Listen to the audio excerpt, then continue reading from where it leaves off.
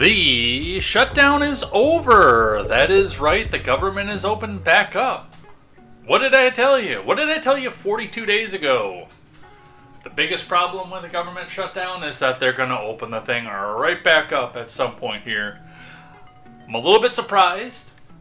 I did not expect it to last this long. I thought for sure that somebody was going to cave at some point on this one, but we got 40 days out of it of no federal government, so we'll talk a bit about what happened there, how this came out and ended, and what the actual impact is going to be from this, both from the propagandistic side and what's actually happening in the real world. Because, trust me, what the government tells you is not necessarily what's actually happening in the real world. But we'll go over all of that and more. In other news, on the cusp of the government shutdown finishing, we suddenly, coincidentally, have emails from Jeffrey Epstein to his lawyer that apparently implicate Trump. It's weird how that just happens right at the Deus Ex Machina exact right moment that we can come back and, oh, we got him this time. So we'll talk about that, what's happening with that, what the actual reality is behind that, and where I think this is actually going to go. But, you know, right now we have no idea what's going to go where and how, too. So do keep that in mind as we go. Going back to Trump world, because that's been a busy world this week. The Donald has released a series of potential and even in some cases actual policy procedures that really prove that he can basically get his followers to say whatever it is that he wants them to say, even if they railed against it 4 years ago. What are we talking about? Yeah, we'll talk about everything that went on with that and how stupid that is. The filibuster is the one that really, really boils my blood. And the penny. The penny is done. It is over. And as usual, a prominent Wisconsin company actually led the charge on this, but we'll talk about that and what's happening with that, and we will give our smallest coin a proper send-off. It is going to be all of this and more over here on Contemporary. So, strap yourselves in. Find a few friends. Get people in here because, hey, the more you chat, the more we get served out to the front page of everything, and the more we can appear in the feeds of people that may not agree, and we can get our ideas argued about. And you know what? I just want you guys to chat. I'm going to come back out and say this. So we will see you over here on the other side of the break. And I got a blank space, baby. I'll write your name. I'm Jay Edgar, and this is Contemporary.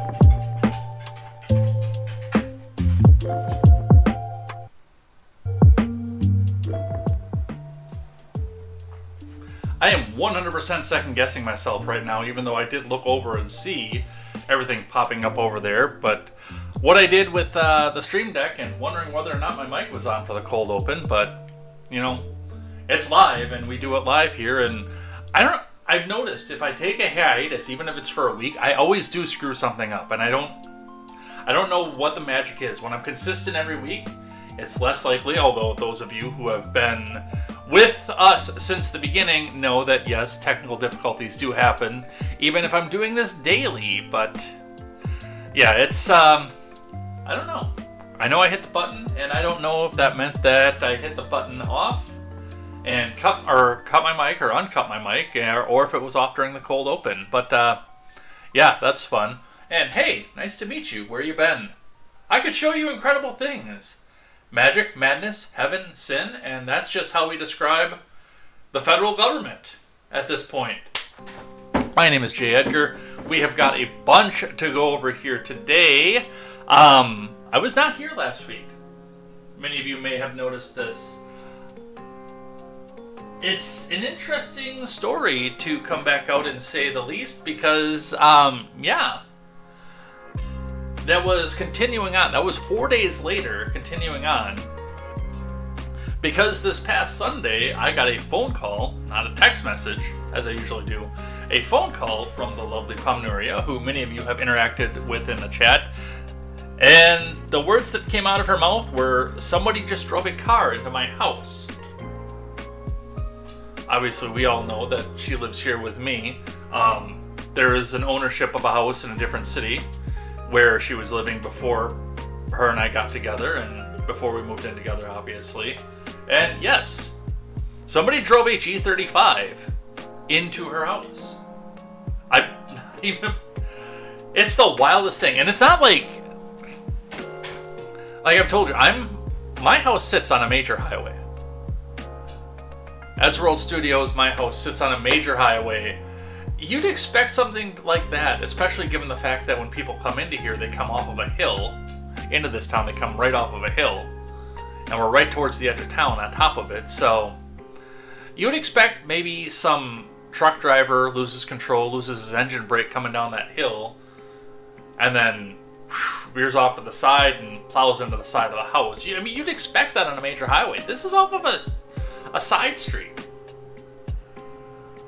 A little bit of the story that went on with this. I can't share a lot of details because of ongoing insurance, but basically the rundown of what happened is some kids were in a G35 in sporty little Infinity. Were driving too fast down a side street. According to the witnesses that actually watched what happened, the driver looked down at his phone, looked up, realized he was about to hit a parked car, and swerved to miss it, and wound up in the front yard of the house in question. Spun a 180. The witness said that he went airborne while he was spinning a 180, given the weight trajectory and possible speed that he would have had to been. Because, I mean, this wasn't a real far out. I don't know how airborne is, because I don't necessarily think that he had a lot of distance to get up to 50, 60 miles an hour, but maybe. It's just an Infinity, it's not a Corvette. But when airborne, did 180 and slammed into the side of the house broadside, facing the opposite direction of the road that he was traveling when it happened. It's the way that I understand the story. Obviously, neither one of us were there when it happened. She was here, I was at work. But yes, the insurance nightmare that went along with that, and trying to find somebody who will fix that, has pretty much taken up the last 2 weeks of my life. And while I'm sitting out here not paying attention to the news, because, you know, I'm dealing with contractors, insurance, and calming down, the lovely woman who is living with me, helping me to raise my children, sleeping next to me every night. Apparently, the idiots in the Trump administration have decided to have a field day. I could not believe some of the stuff that I was reading this week. I actually said on X, and I have the tweet, it's on the stack, but I said on X, I said, I bet you he just gets up every morning and says, hey, you know what? You know what I can do? I can make my followers say whatever it is that I want them to say.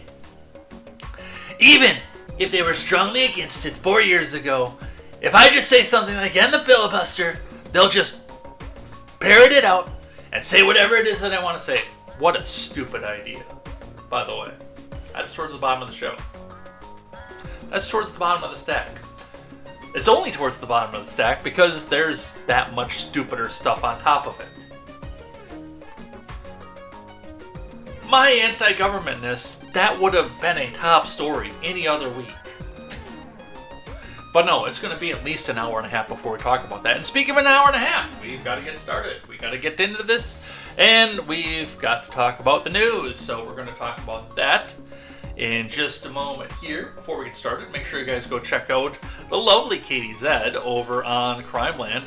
It was funny because we called her on the way home from the other house, because I found out some things about her and her life, and do guys make sure you go give a follow and some support on her, and a prayer if you don't have the financial means to support, because hey, the government's screwing us all right now. But go give her a follow. But yeah, we were listening to it, and ironically, she had a show a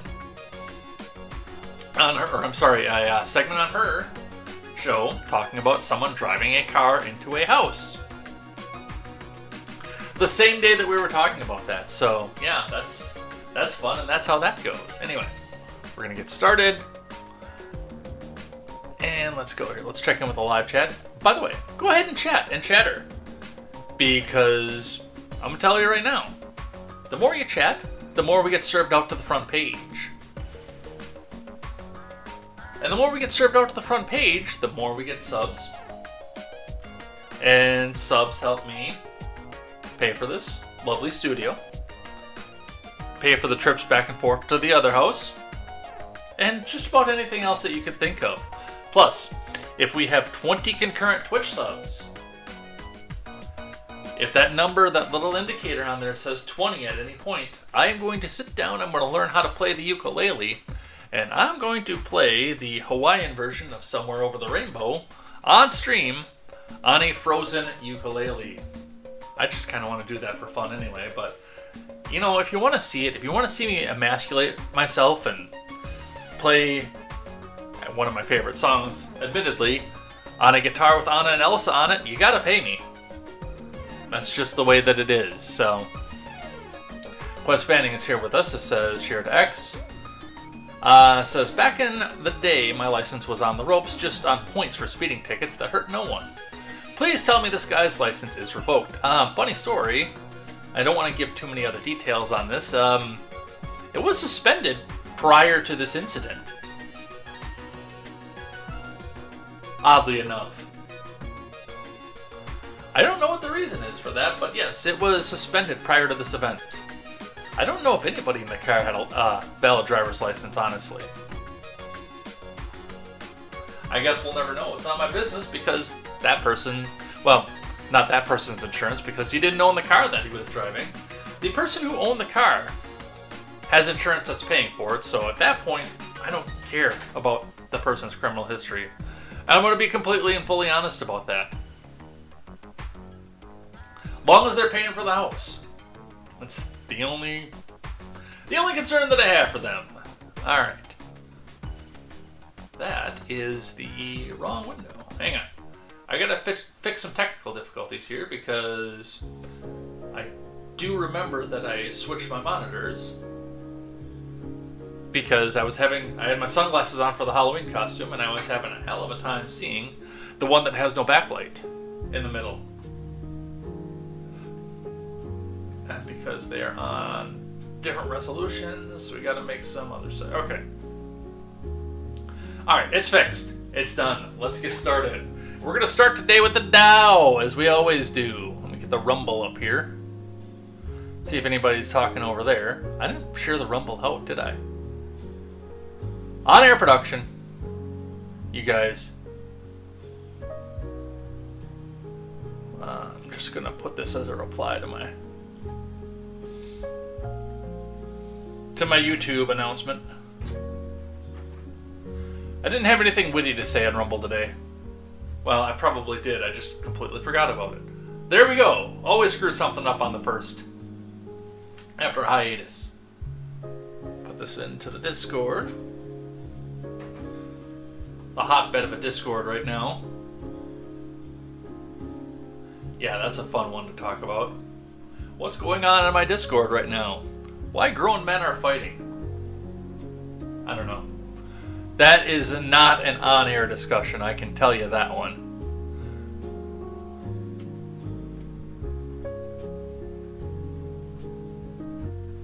Why are we not on Rumble?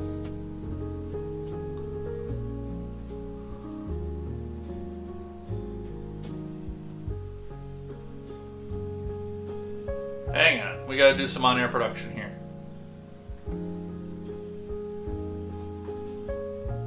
Because apparently we're not sending anything over to Rumble. Right slot. Did I put the stream key right? That's why. I didn't change the stream key. I changed the recording slot.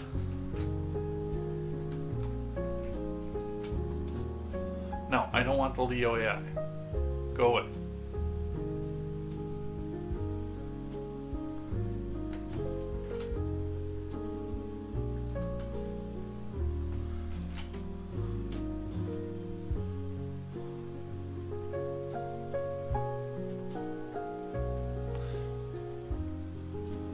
Now we'll get the Rumble going.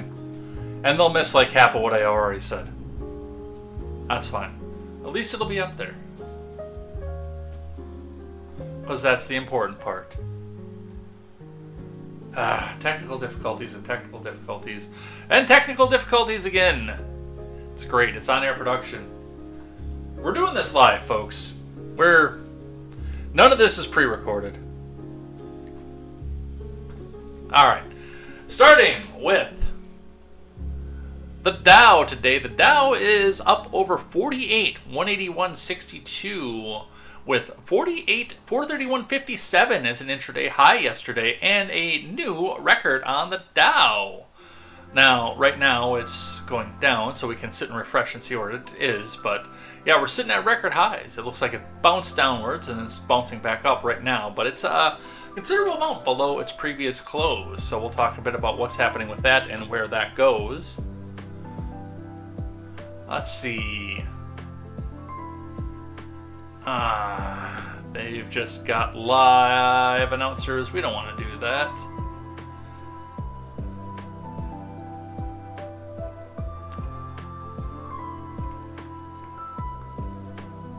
Where is my Investors Business Daily?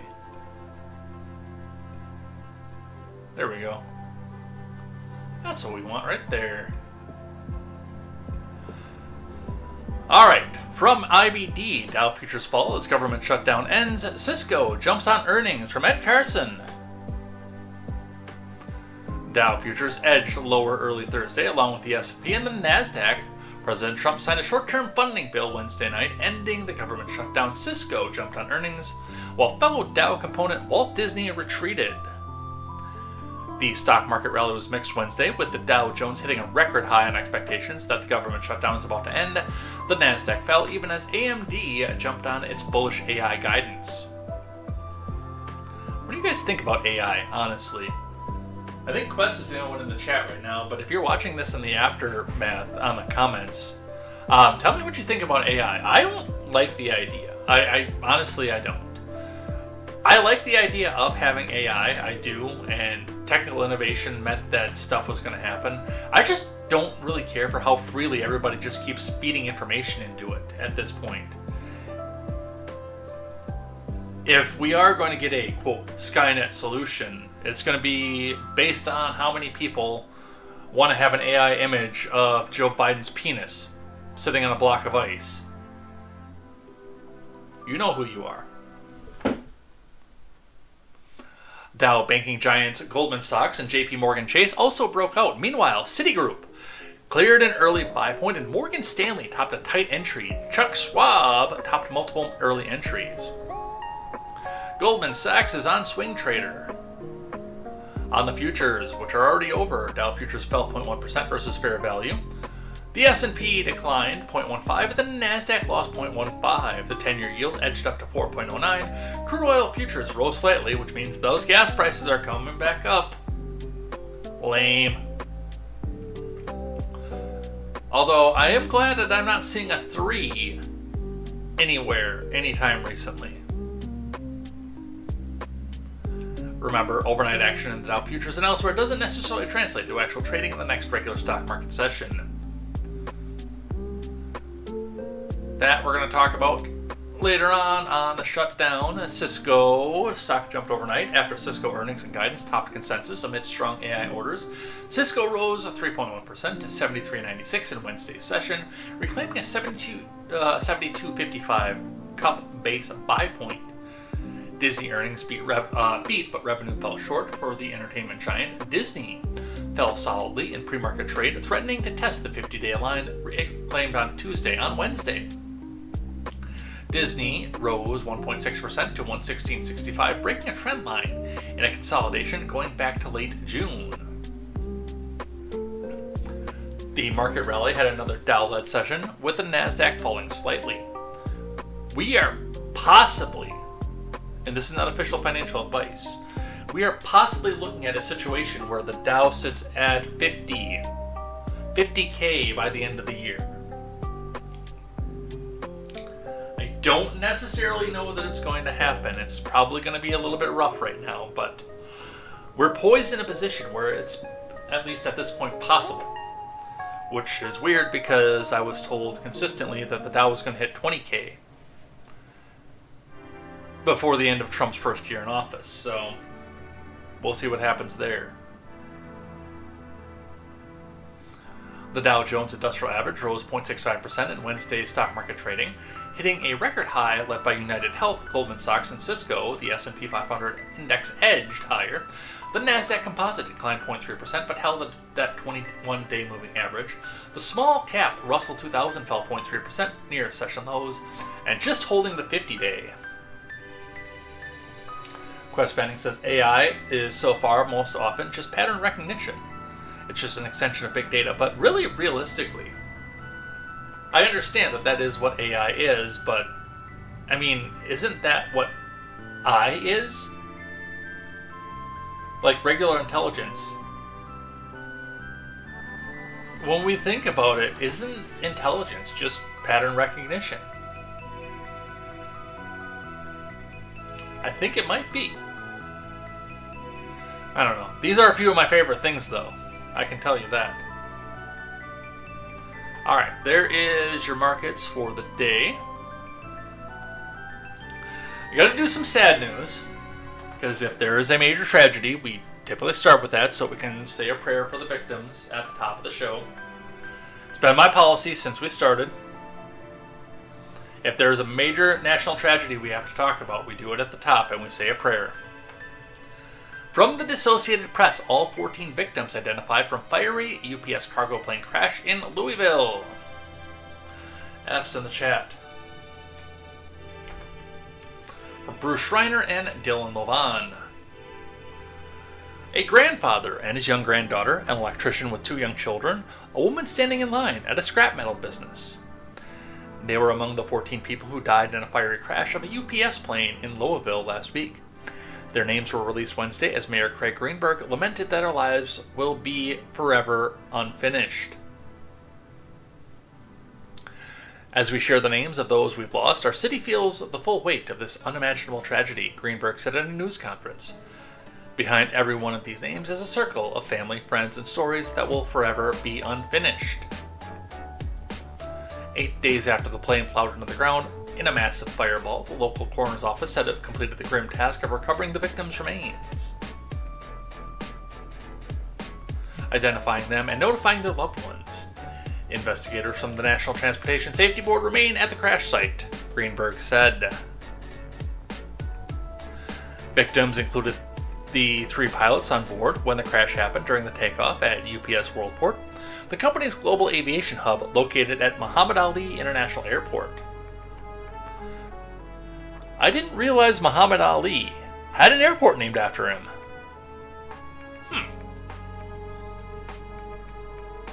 They were Captain Richard Wartenberg, First Officer Lee Truitt, and International Relief Officer Captain Dana Diamond.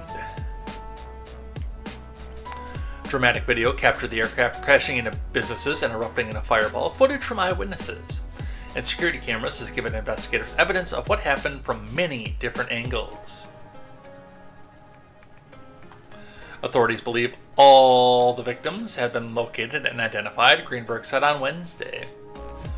John Spray, 45, was killed at Grade A Auto Parts and Recycling when the plane crashed into the business. The mother of his child, Tiffany Torak, said in a GoFundMe account for Spray's daughter that he was in the wrong place at the wrong time. The family of Louis Nisvedon, 47, said his death created a sudden and immense void that goes far beyond emotional grief. A GoFundMe was set up by a friend for Fedon's children. Like Spray, relatives said Fedon and his 3-year-old granddaughter, Kimberly Asa, were in the wrong place at the wrong time when the plane crashed into the ground just off the runway. Matthew Sweets, 37, was severely burned and died days later. He worked as an electrician and had 2 young children, Cohen and Rain, according to the obituary.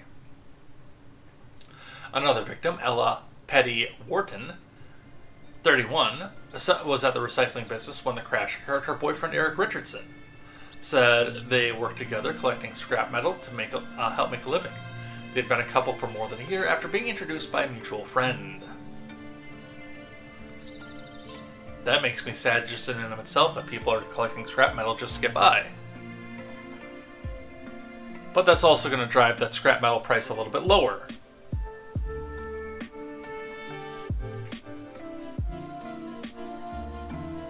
Others killed in the crash were Angela Anderson, 45, Carlos Fernandez, 52, Trinidad Chavez, 37, Tony Crane, 65, John Lukes, 52, and Megan Washburn, 35.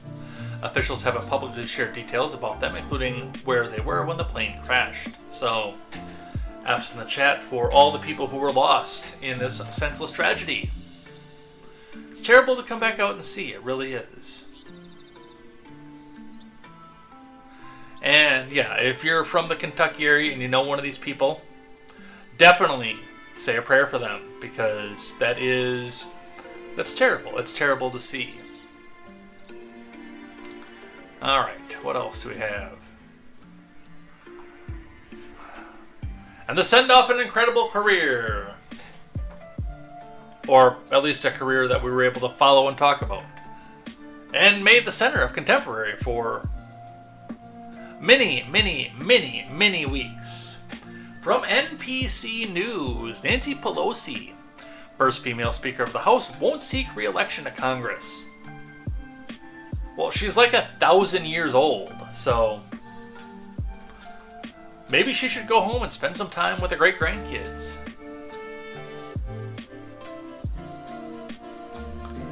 And in seriousness, I have said a lot of horrible things about Nancy Pelosi, and most of them are actually true. I don't wish any ill of her, though. I don't.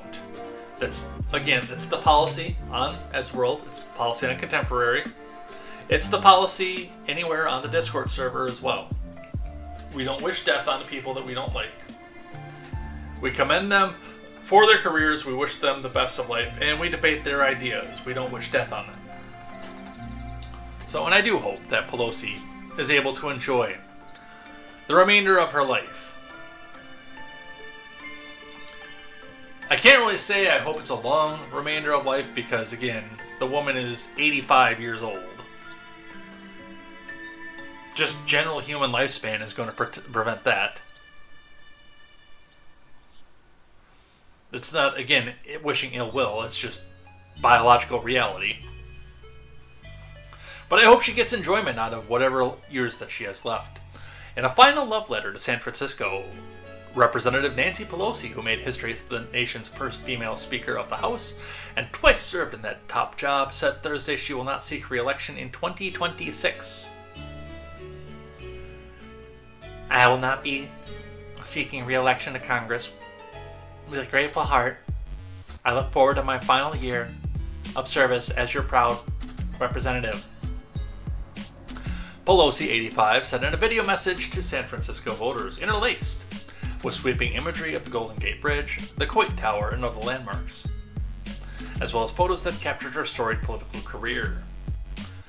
NPC News reported this week that Democrats in California and on Capitol Hill were preparing for her retirement announcement.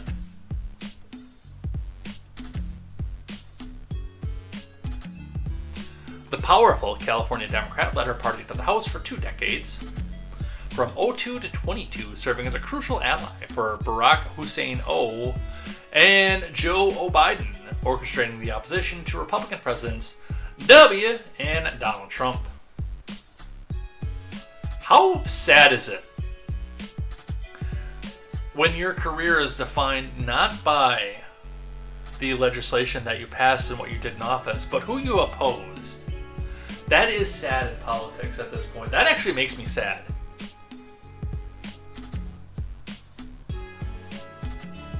And Pelosi did pass some terrible policy while she was in office. And that's something that, we do have to acknowledge and grapple and wrap our heads around, the fact that she passed terrible policy. But her entire career is defined as, I am the opposition candidate to these people that the media tell you not to like. And that's it. There's nothing else. Quest Fanning says, did you know her neighborhood is served by the amongst continually operational police department?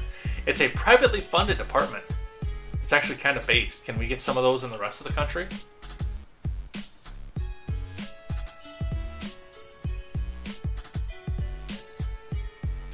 As libertarian as you are, you say that isn't like it's a bad thing, Quest Fanning.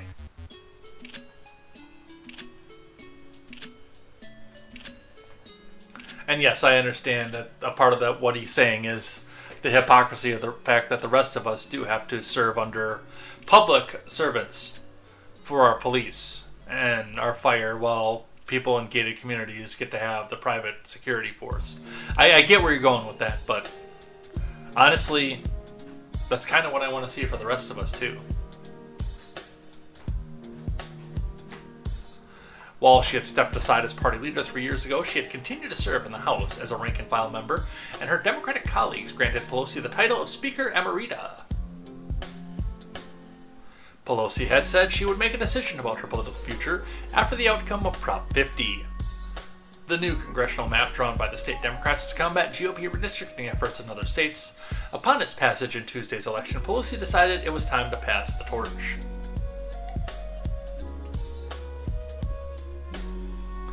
Her decision will spark a fierce contest for her liberal, deep blue San Francisco seat at a moment when Democrats across the country are embracing a new generation of leaders. As we go forward, my message to the city I love is, San Francisco, know your power. That's funny. The city I love, even though I never spend any time there. As I remember correctly, her house is not in San Francisco.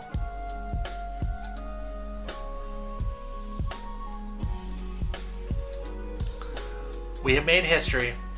We have made progress. We have always led the way, and now we must continue to do so by remaining full participants in our democracy and fighting for the American ideals we hold dear. And those dentures are slapped back in place. So, yes, whatever life that Pelosi has left, I do hope that it is enjoyable.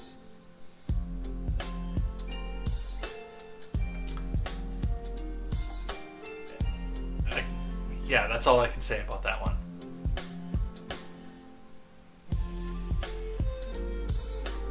From San Francisco Gate, bittersweet. As Pelosi retires, stock trader app will find place for $531 million.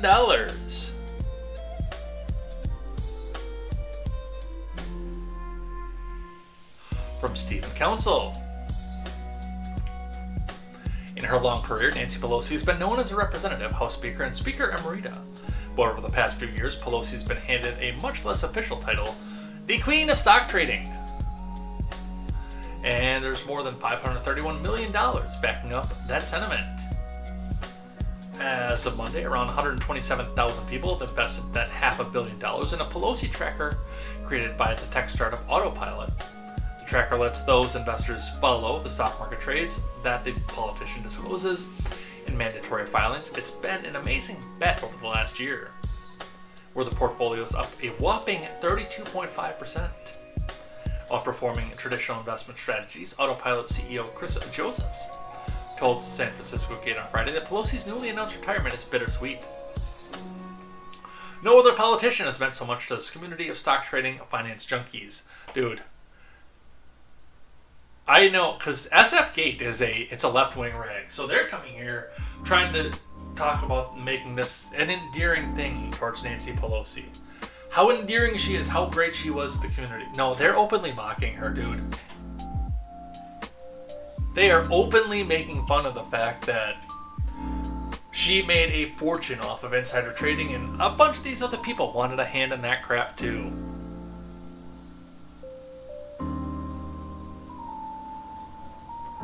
I do want to see if there's other ones that follow other politicians out there. Oh, that's interesting. I didn't know that one. I missed that story.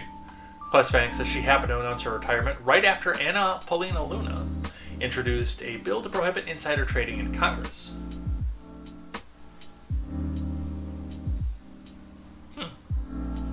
Interesting. Very interesting. Here's how the Pelosi tracker is set up. The Ethics in Government Act requires that members of the House disclose their own and their spouse's sales and purchase of stock. Pelosi's husband Paul is an active investor, so she turns in filings reporting those trades often. Autopilot then rearranges the tracker portfolio accordingly based on the top 10 or so stakes in the Pelosi portfolio. If the couple buys NVIDIA shares, 127,000 people's investments are automatically adjusted to match. Again, I wonder if they have other politicians that have that. I'd like to see Bernie Sanders' portfolio. I'm telling you that the problem in this country is billionaires. It used to be millionaires and billionaires, but then I got 3 houses and now I've crossed the 7-figure threshold. So now it's just the billionaires. I can't believe SF Gate is not sitting here realizing that this is openly mocking Nancy Pelosi and her insider trading. Like, how tone deaf do you have to be?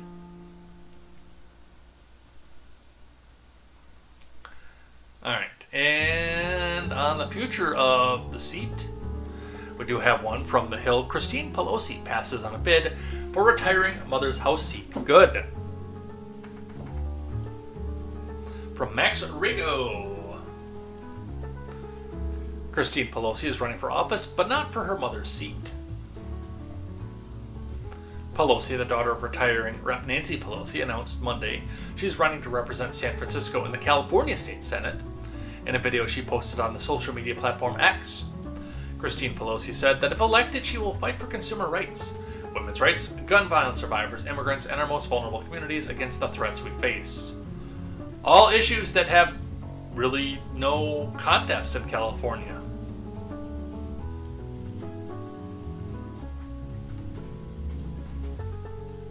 That's like saying, I'm going to stand up for meat's rights.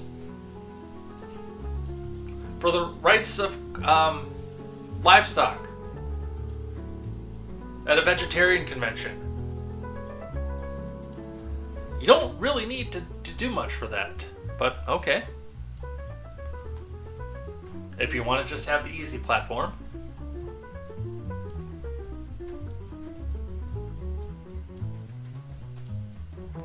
On Thursday, Nancy Pelosi, a 2-time House Speaker, announced she will not seek re-election next November. The only female speaker in American history, Pelosi has represented San Francisco in the House since 1987. Her daughter immediately floated by the media as the potential successor because, for whatever reason, our media loves political dynasties. I do not.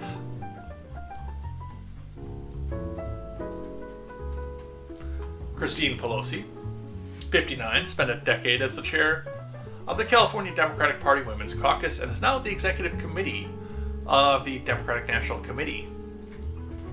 An attorney, she also worked as a special counsel in the Clinton admin.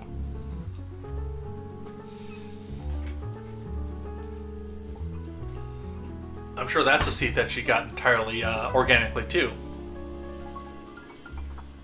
So, nope, she's not going to be. No political dynasty for this one. And that's good. Alright. Now for the title card of this particular episode from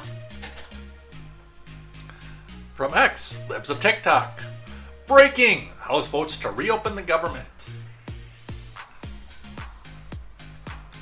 On a motion to concur in the Senate amendment. 222 in the yay, 209 in the nay, with 2 no votes. Time remaining. The House has voted to open, and yes, that got over and got signed. So, the government is open again. And a cloud of despair gathers over the land. And by the land, I mean this land that I'm sitting on. Alright. From CBS News, Trump signs bill ending the federal government shutdown. This is a video. Let's watch. The longest government shutdown in U.S. history is officially over. Late last night, President Trump signed a bill that will fund the government through January 30th. Christina Fanny is live at Newark Airport, where the shutdown has had a major impact on air travel. Christina. Mary and Chris, good morning. Passengers here at Terminal C say they are relieved that the worst appears to be behind us. But even though the government is now reopened, the reversal of flight cuts will not be immediate. We're told that this process will happen gradually, taking the course of several days, just as the cuts themselves were initially phased in. The bill is passed. The motion is adopted. After convening for the first time in nearly 2 months, the House passed a funding bill Wednesday that President Trump quickly signed into law, putting an end to the longest government shutdown in American history. We've seen how good government can be and how bad government can be. The bill funds the government through the end of January, extends funding for SNAP benefits for a full year, and reverses shutdown-related layoffs of thousands of federal workers. The legislation passed the House 222 to 209, with Democrats largely against it, and angry at 8 of their Senate counterparts for breaking rank earlier this week, reaching a deal with Republicans that did not include the extension to the Affordable Care Act tax credits that Democrats say is critical to lower premiums. Republicans decided to embrace a shutdown with their complete control of government rather than sit down with Democrats and find a bipartisan path forward. Now that the funding deal is done, SNAP benefits will soon be restored, giving some relief to the 40 million Americans who receive them, and soup kitchens which have been scrambling to fill the gap. It was heartbreaking to see mothers worried about how they were going to feed their 1-year-olds. Air traffic controllers can now receive their long-awaited paychecks as airline operations gradually turn back to normal. For all of us that are road warriors out there, that'll be, fantastic news. The Department of Transportation says for today, 6% of scheduled flights at 40 of the nation's busiest airports will remain canceled as officials review relevant data to ensure the safety of flights as those air traffic controllers begin returning back to work. Reporting live from Newark Liberty International Airport, Christina Fan, CBS News, New York. Christina, thank you, and we'll have continuing. So, and they're still trying to cling to that propagandistic point of, oh, it was the Republican shutdown. They have complete control of everything. Which, that entire thing was just a dare to try to get the filibuster removed, which that's a big part of the reason I'm so mad about the filibuster thing going on right now. But yes, the government is open. It is back. How did we get there? Well, because our news has nothing better to do, they've pretty much kept a fairly detailed ledger of how we got from point A to point B. Briefly from Fox News, Congress sends bill ending longest government shutdown in history to Trump's desk. From Elizabeth Elkind, a bill to end the record-breaking U.S. government shutdown is headed to Trump's desk after more than 42 days. Federal funding legislation aimed at opening the government passed in the House Wednesday, ending the weeks-long fiscal standoff that has largely paralyzed Congress since October 1st. No, it's not paralyzed them. They've been doing stupid shit.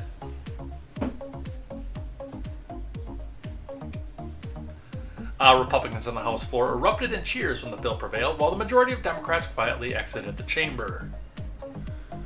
The White House said Trump would sign the bill at 9:45 p.m. last night.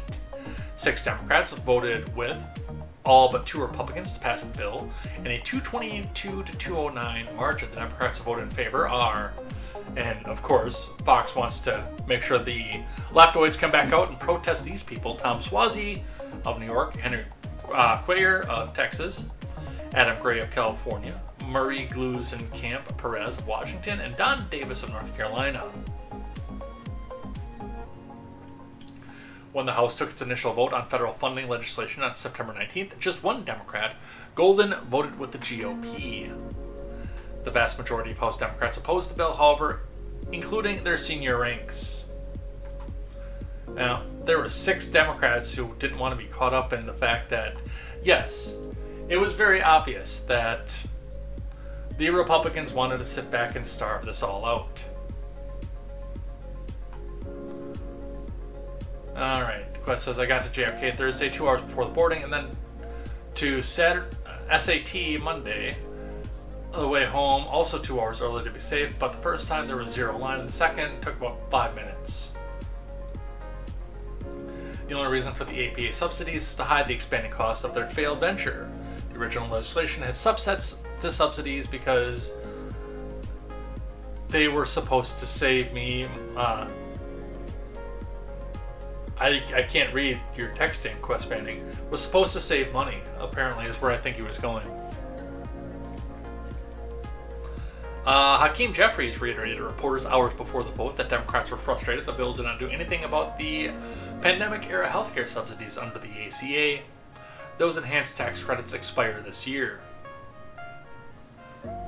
House Democrats are here on Capitol steps to reiterate our strong opposition to the spending bill because it fails to address the Republican healthcare crisis and it fails to extend the ACA tax credit, Jeffries said. House Speaker Mike Johnson of Louisiana sounded optimistic in comments to reporters Wednesday morning ahead of the vote, however. I wanted to come out and say that we believe the long national nightmare is over. Tonight, Johnson said it was completely and utterly foolish and pointless to the end.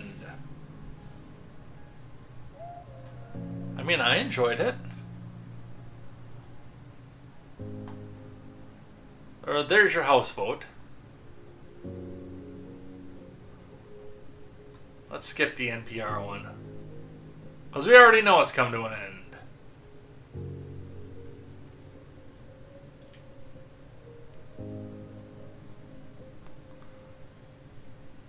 Another one from Fox. Bill to end shutdown survives key hurdle before House-wide vote.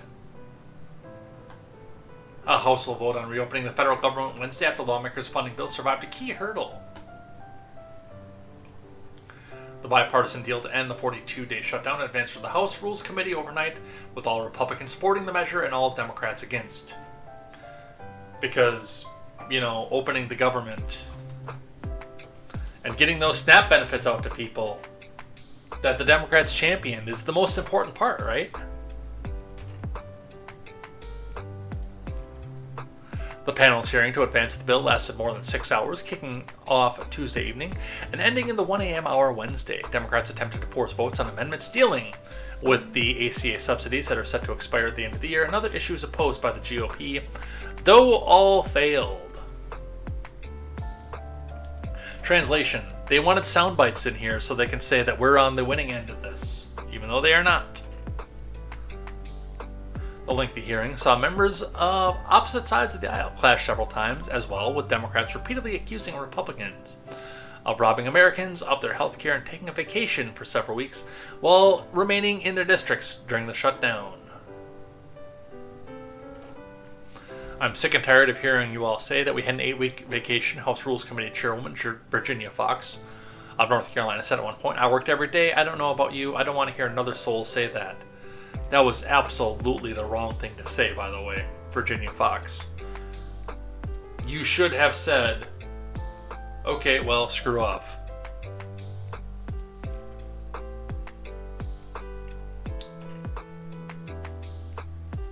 No, seriously. Don't respond to that kind of stuff. That's what they're looking for, is those sound bites of you sounding unhinged.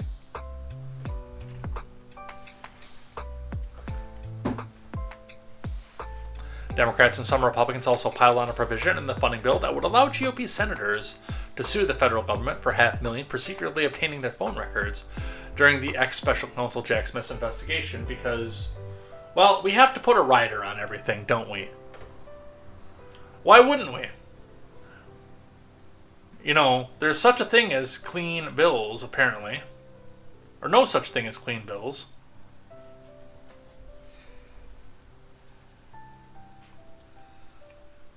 I think there's going to be a lot of people, if they look and they understand this, they're going to see it as self-serving, self-dealing kind of stuff. And I don't think that's right, Chip Royce of Texas said. I'm trying to figure out what we can do to force the Senate's hand to say, you're going to repeal this provision and fix it without amending it here. The bill will now get a House-wide rule vote, a procedural test that, if passed, allows lawmakers to debate the legislation itself. Lawmakers are expected to then hold a final vote sometime on Wednesday, which they did, obviously. Alright, let's grab one from the Wisconsin Examiner, talking about who won and who lost. This is a commentary, so this is an op-ed. The opinions expressed in this article are the opinions of the author, Ruth Conniff, and not necessarily the opinions of the Wisconsin Examiner, Contemporary, Turns the Pages Productions, or your host, Jay Edgar. The government shutdown is over. Who won? The longest government shutdown in history is over, and all we got was a near cancellation of food assistance just in time for Thanksgiving, and a looming explosion in healthcare costs. You kind of already know which direction this lady's going to go, I think.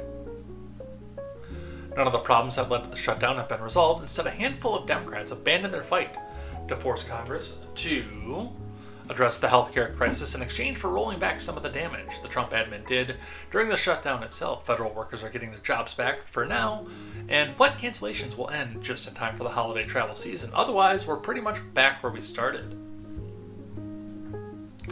Democrats are fuming and the Republicans are gloating over the end of the game of chicken, in which the party that showed it doesn't care at all about the pain and suffering of its own constituents is the apparent winner. Stay tuned to how long the glow of victory lasts, just as members of Congress go home to face voters. During the fruitless shutdown battle, a couple of politicians from Wisconsin who are not facing election anytime soon showed real leadership. Their focus on serving the needs of the real people, not political posturing, was a breath of fresh air and a model of the kind of public service we badly need. Evers deserve a lot of credit for acting quickly to pay out food assistance funds, which is where that should have been from the start. And I said that right at the beginning of everything. I have been consistent about this.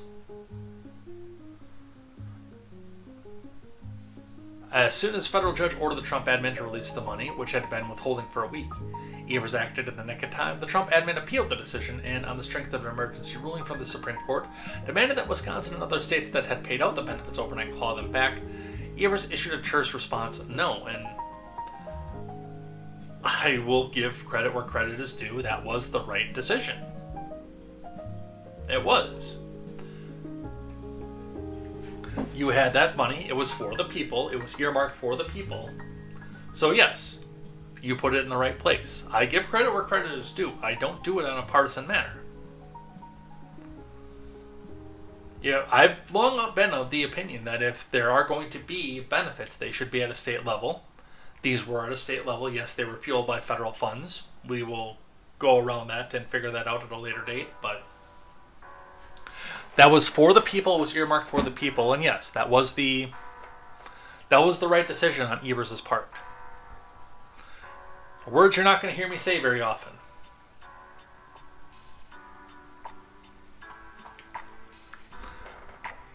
Thanks to his leadership, hundreds of thousands of Wisconsinites, including 270,000 kids, were spared from going hungry because of the Trump admin's capricious cruelty, in spite of the fact that it was, again, Democrats who shut down the government as was.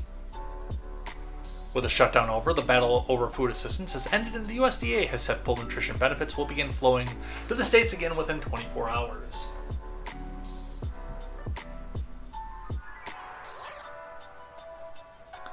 And yes, this is a Wisconsin Examiner. It is a very, very left-wing outlet. So, not surprised by any of this. From the Daily Wire, Democrats roast Chuck Schumer over the shutdown deal. We need new leadership. From Tim Pierce. Class Pending says nothing bad happened to productive people. Maybe the elected officials should play to voters like us who actually pay the taxes.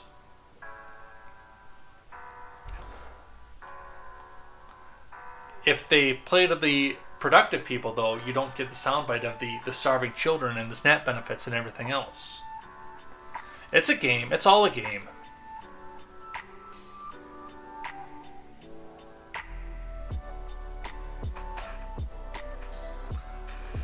Democratic lawmakers are targeting Senate Minority Leader Chuck Schumer after 8 senators defected from his caucus to push forward a deal to end the government shutdown. On Sunday, 7 senators and 1 independent, Angus King, who caucuses with Democrats, joined Republicans to push forward a deal that would end the record shutdown. Schumer voted against the measure, but his vote has not protected him from many critics on the left who say that the deal was exposed Schumer's inability to lead. Schumer is no longer effective and should be replaced if you can't lead the fight to stop healthcare premiums from skyrocketing. What will you fight for? Said Ro Khanna,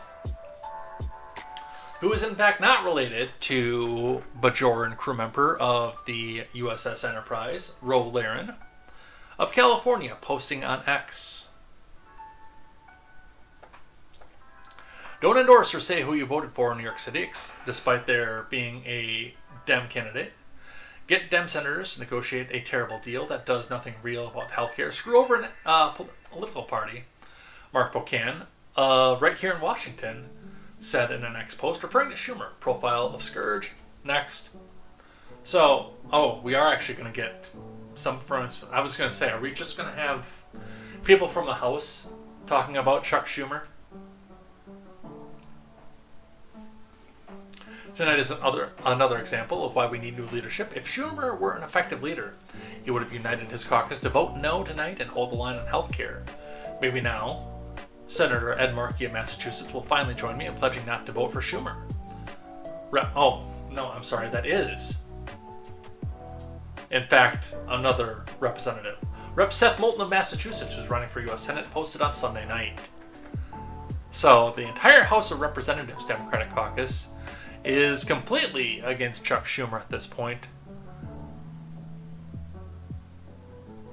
because he couldn't keep his people in line to keep the government shut down and keep the SNAP benefits out of the mouths of hungry kids. I've seen people saying, and I've not seen any confirmation about this at this point, but I have seen people saying that a big part of this was the fact that this was all theatrics to come back and win the off-year elections in Virginia and New Jersey and New York. The Hill saying the end of the government shutdown won't stop the SNAP mayhem. With Joseph Choi as the author. I was about to say no author given, but there it is. As the government reopens, efforts to return the SNAP program to full funding across the country will face its own challenges. SNAP benefits have been put through the ringer since expiring at the start of November, with back-to-back court rulings going all the way up to the Supreme Court, alternately reinstating and then blocking full issuance of benefits. Most recently, the Supreme Court allowed SNAP benefits to be paused, extending this until Thursday, with Justice Ketanji Brown Jackson publicly dissenting.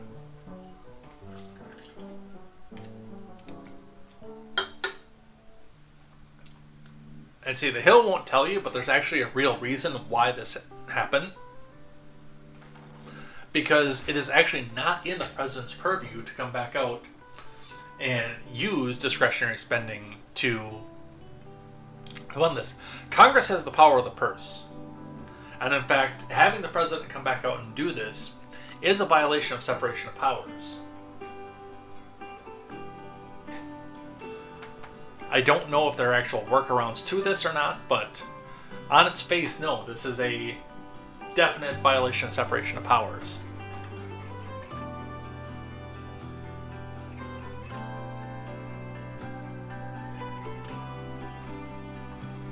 Before benefits expired, states' preemptive actions varied, meaning full SNAP benefits could take another week or so to reach people in some places. Several states maintained full SNAP benefits by using emergency funds. Others offered partial benefits or directed funds to local food banks. States are literally all over the map, pun intended, with respect to how they are proceeding with respect to issuance of November SNAP benefits, said Stuart Freed, principal attorney at OFW Law in Washington, D.C.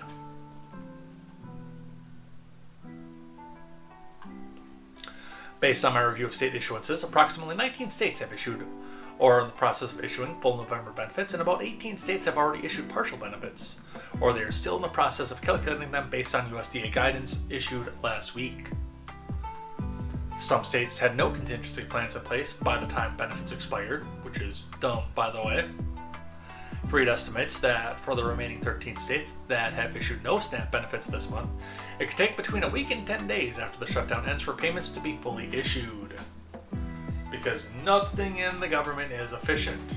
Yes, that is even at your local level.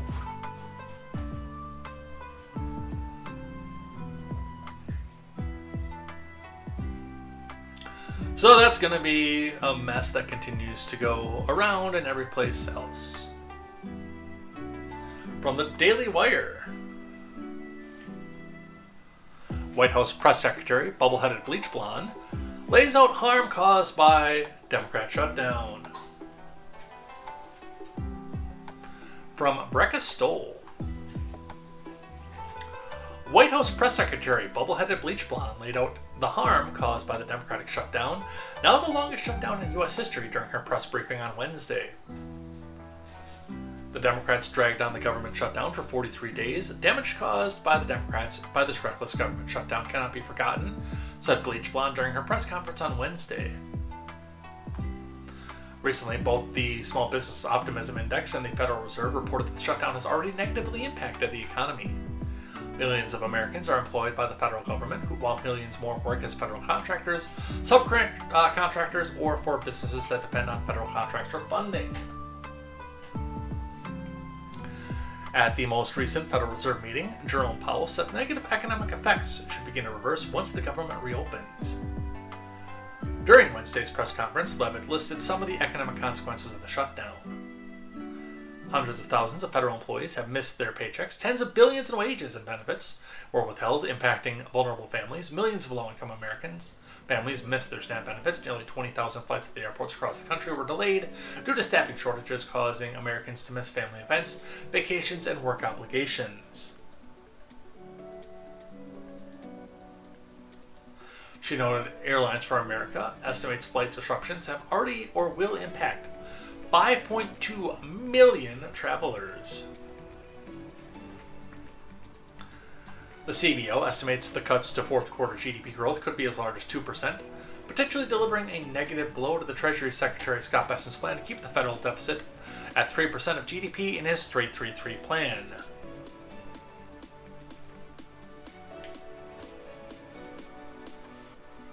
CBO says most of the decline in real GDP will be recovered eventually, but estimates between $7 billion and $14 billion will not be. Be interested to see how that goes and what happens there. She blamed Democrats for the entire shutdown. Just look at the vote count. Bleach Blonde urged the clean CR that will lead to the reopening of the federal government is what President Trump and Republicans have supported from day one. Before wrapping up her remarks and opening the room to questions, Bleach Blonde touted President Trump's efforts to address affordability in America, which is what's going to happen a little bit later on in the program. Quest Fanning says, how about this? No one's going to starve in America. The poorest people are living at level 3 of 4. If you look at poverty wealth levels laid out by Hans Rosling in the book Factfulness, level 1 is the only one that is hand-to-mouth poverty, and only 1 billion people in the whole world are still down on that level.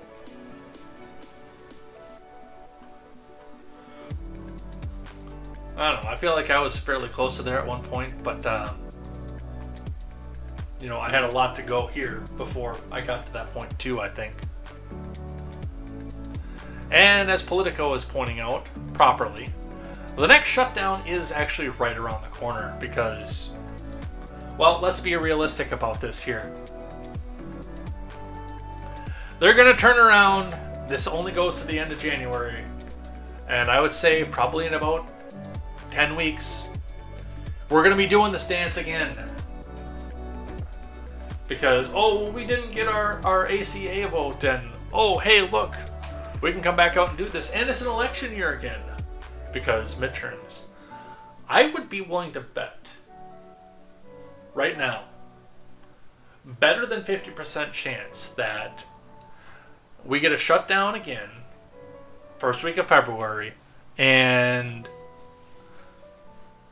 I could see it at this point, at least going into campaign season, which, I mean, campaign season starts right away, but we're already kind of in campaign season at this point. No, I don't want free and cheap viewers. So you can sit for 10 minutes and think about what you've done.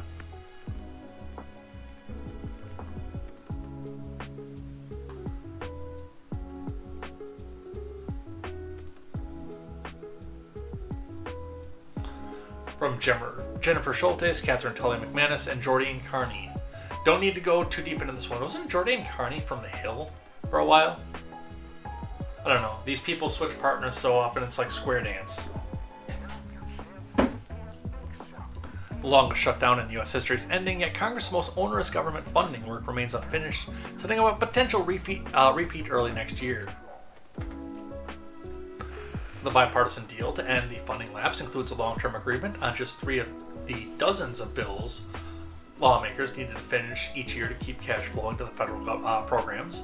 And those 3 measures are some of the easiest to rally around, including money for veterans programs, food aid, assistance for farmers, and operations for Congress itself. Well, we can skip that last one right there. I don't think it would hurt anybody either. Apparently Ed Jr. has different words.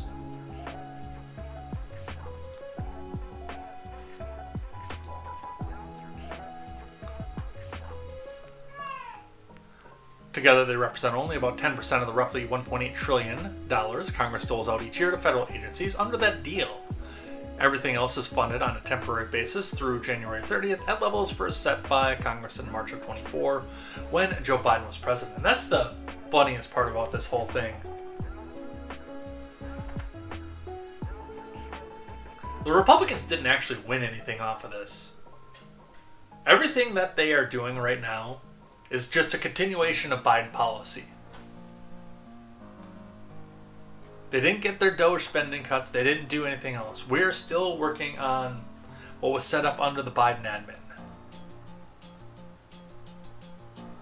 Now, a lot of them are going to go back out and gloat and say, your big conservative influencers, Ben Shapiro is going to say, oh, okay, gang, the Democrats lost. And Tim Pool is going to say, the Democrats lost, it's civil war. And Sticks is going to say, oh, the Democrats lost. And Razorfist is going to say the same thing, and it's going to be peppered with God fucking speed at the end of it. And I fail to see why this is a win. And Pound's going to have to listen to all of that shit. I fail to see how any of it is a win. Because yes, you come into office with this big goal of cut the spending, DOGE this, and government efficiency that, and federal programs this and everything else. And yes, after 40 days, you are still sitting at exactly the same levels as Obama. And, well, not Obama, as Biden. Well, I guess technically Obama, but as Biden. Quest says, I still think it helps that folks will see the real cost of the ACA. That's going to be a video by itself, by the way. There is not going to be any time out of this stream for me to vent my frustrations over the ACA. And again, how it was designed to fail and how it's doing exactly what it was supposed to be doing.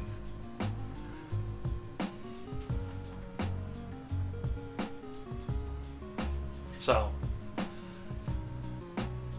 nothing that happened over these past 2 weeks was a win. And a nice transition piece from the Daily Mail. Congress set to force release of Epstein files after bitter 7-week standoff. Because apparently whoever's reporting for the Daily Mail thinks that this whole thing was about the Epstein files. From Victoria Churchill, U.S. political reporter. Congress is set to vote on forcing Trump's DOJ to release the Epstein files. It comes as Arizona Democrat Elaine is sworn in to the U.S. House of Representatives by Republican Speaker Mike Johnson on Wednesday afternoon, 7 weeks after being elected to replace the seat previously held by her now deceased father. Her swearing in, which occurred 50 days after her election, faced delays due to the House of Representatives being out of session during the government shutdown that's been ongoing for the past 43 days.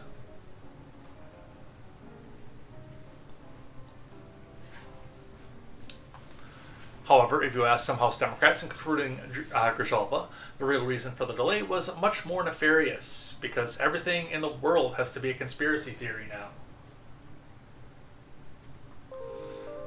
Grijalva became the final signature on a petition to release the government files related to Epstein, as a few of his victims looked on from the House gallery, delivering on a key campaign promise minutes after she was sworn in as a member of Congress. In a Tuesday afternoon with MSDNC's The Weeknight, Grijalva noted that no member-elect should ever be in the situation again where 813,000 people are silenced because one person wants to play politics with their swearing in spite of the fact that that's not even what happened. Woe is me, woe is me, woe is me. Grijalva also told MSDNC she believed her swearing in was delayed to give Speaker Johnson more time in order to try to convince one of those 4 Republicans to take their name off the discharge petition to release the Epstein files.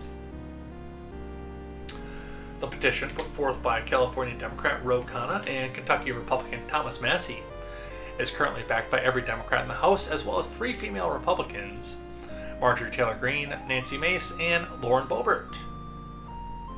Apparently, Greene and Boebert have stopped their little feud, their little girl fight. Trump himself has been working to whip Republicans, namely Boebert and Mace, on Wednesday to remove their names from the petition.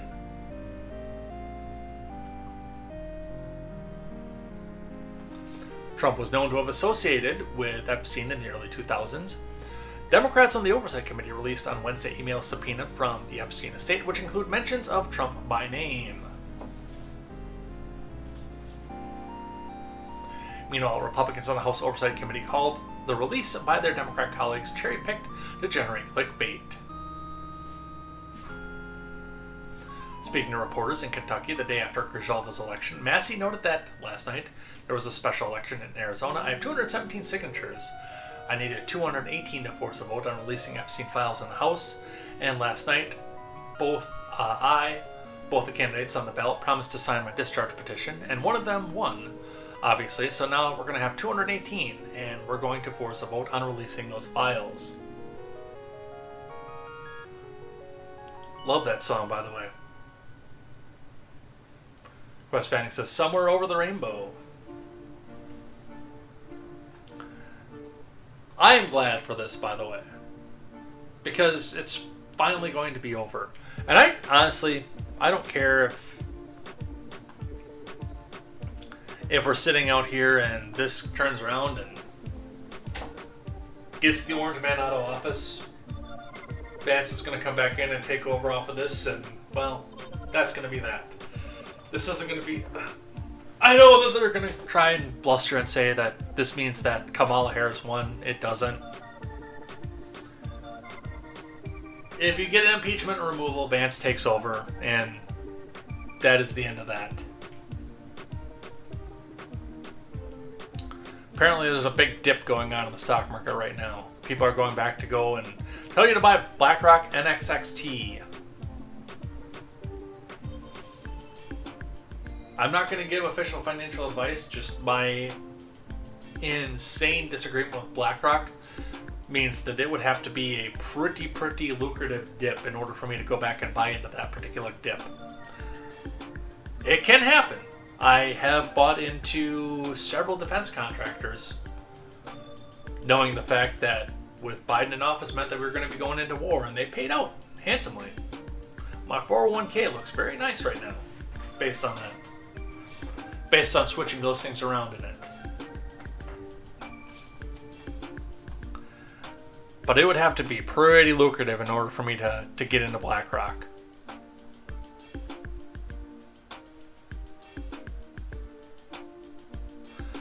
But in the midst of all this, we did get one email released. And as usual, it doesn't say what the media and the propagandistic Democrats tell us that it's supposed to say. They really want it to say one thing, and it doesn't. Midas Touch, paid propaganda outlet for the DNC. Epstein bombshell. Newly released emails show Jeffrey Epstein told Ghislaine Maxwell that Donald Trump spent hours at my house, knew about the girls, and the dog that hasn't barked is Trump.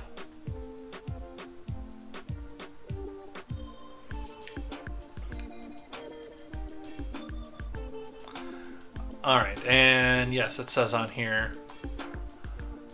I want you to realize that the dog that hasn't barked is Trump. Redacted victim spent hours at my house with him, but has never once been... God, I can't read this one.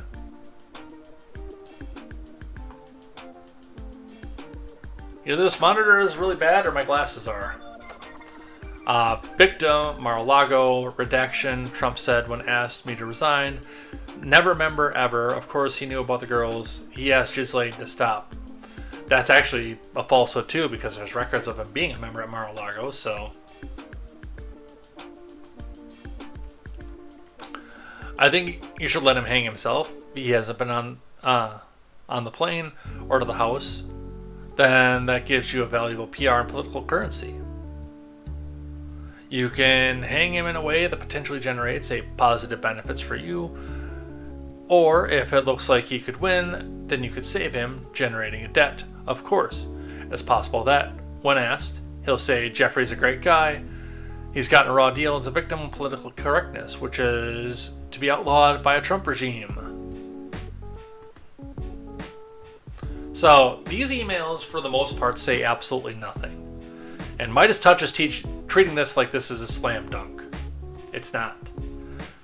It's not great. I will come back out and admit this, but there's already talk about the redacted victim because, and of course they had to come back out and redact it, is Virginia Giuffre, who had testified before her tragic death that she had never seen Trump with any of the girls.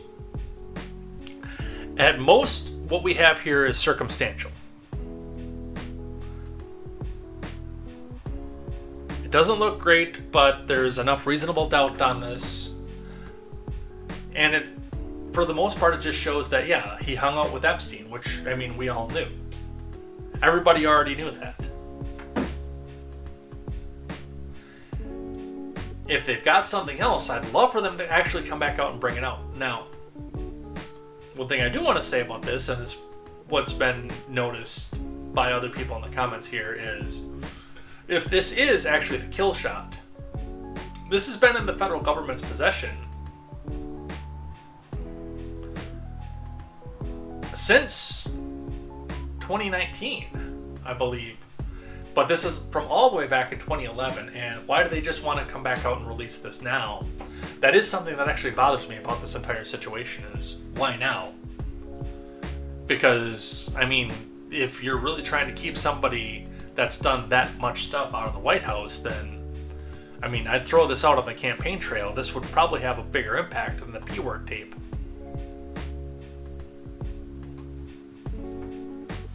But spending a cherry picked like the J6 committee presentations. At my brother-in-law's wedding, his wife came down to the aisle to Somewhere Over the Rainbow on ukulele. At my suggestion, Kate came down the aisle to the piano version of Beautiful Balloon during our wedding. That deserves this one right here. That's beautiful, man. So,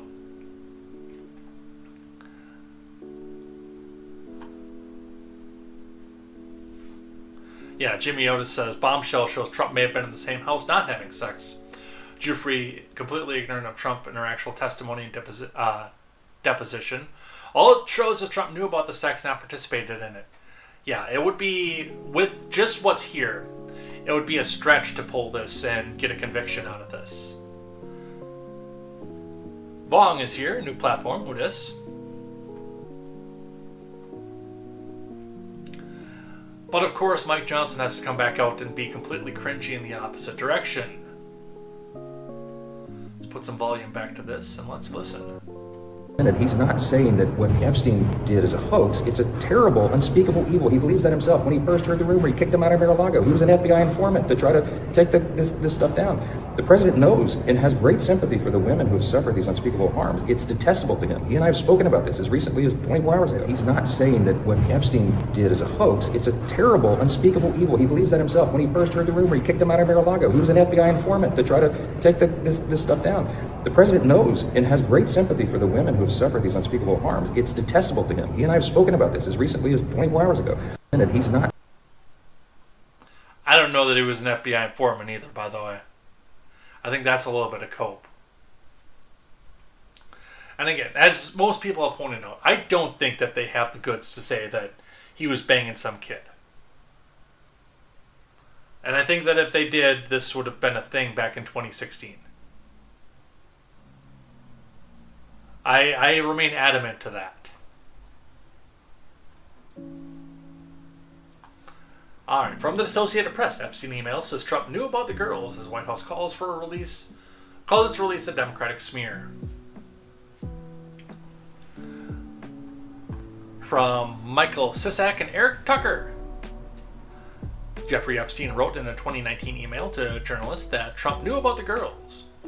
Per documents made public Wednesday, but what he knew and whether it pertained to the crimes is unclear. Exactly. You know that this is all bogus, by the way.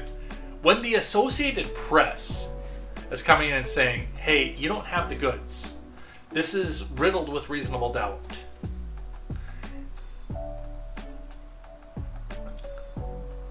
I mean, the Associated Press in recent years has become as biased and as left-wing as MSDNC.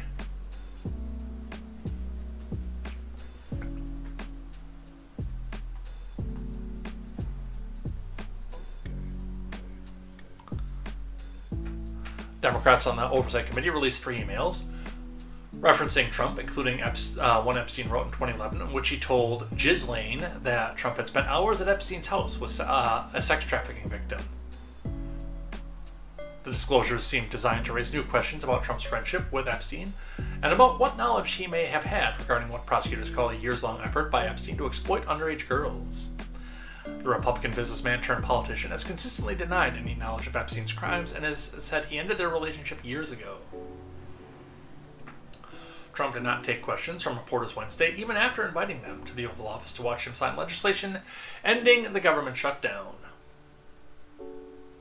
The version of the 2011 email released by Democrats redacted the name of the victim, but Republicans on the committee later said it was Virginia Giuffre, who has accused Epstein of arranging for her to have sexual encounters with a number of his rich and powerful friends. Epstein took his own life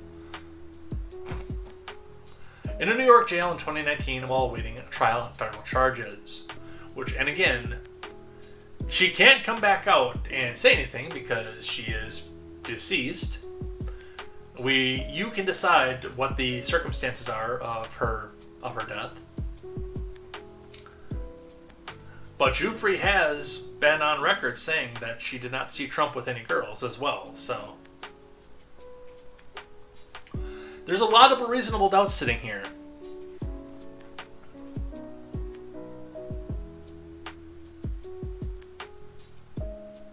The emails made public Wednesday are part of a batch of 23,000 documents provided by Epstein's estate to the Oversight Committee.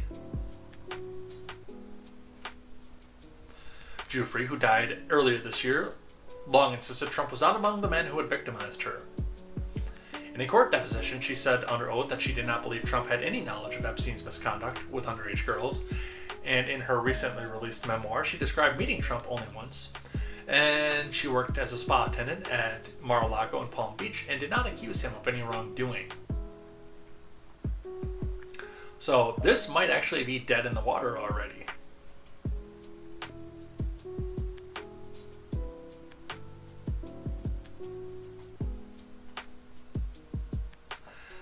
Of course, I had to weigh in on this one. You know, I had to do the and I don't have a meme generator anymore. So if somebody named Arvold wants to come back out and make the meme, the come on, say the line meme. Come on, say the line. The walls are closing in. We've got him this time. I'm sure there's going to be a lot of that cope going around.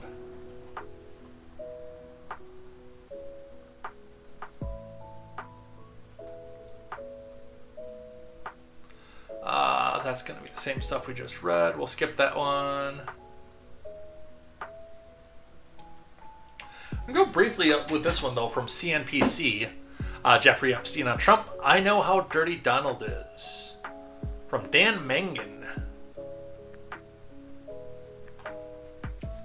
Notorious sex offender Jeffrey Epstein said of Trump, I know how dirty Donald is, in a 2018 email thread about Trump's former personal lawyer, and fixer Michael Cohen having pleaded guilty to campaign finance violations and agreed to cooperate in a federal investigation of the president. Epstein made that remark about Trump to Catherine Rumler, a lawyer who served as White House counsel under former President Obama. Rumler is currently chief legal officer and general counsel at Goldman Sachs. So this is totally coming from an unbiased source as well. The email thread, which CNBC has not independently verified, is among more than 20,000 documents obtained from Epstein's estate through subpoena by Democrats on the House Oversight and Government Reform Committee, which released them on Wednesday. Rumler, on August 23rd, emailed Epstein a link to New York Times op-ed by Bret Stephens, which had the headline, Trump's high crimes and misdemeanors. The principal case for impeachment is clear.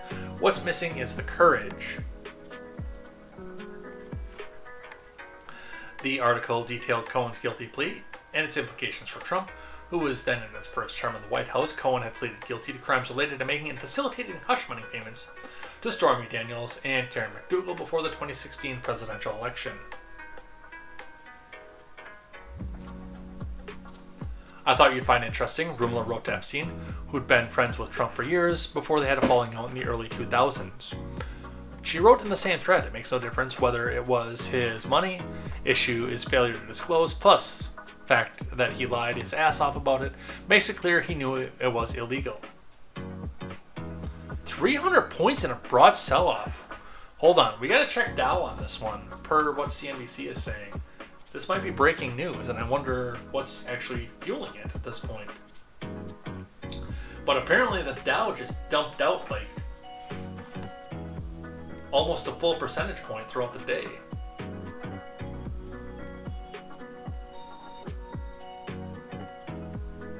Oh yeah, there it goes. Down below 48K too.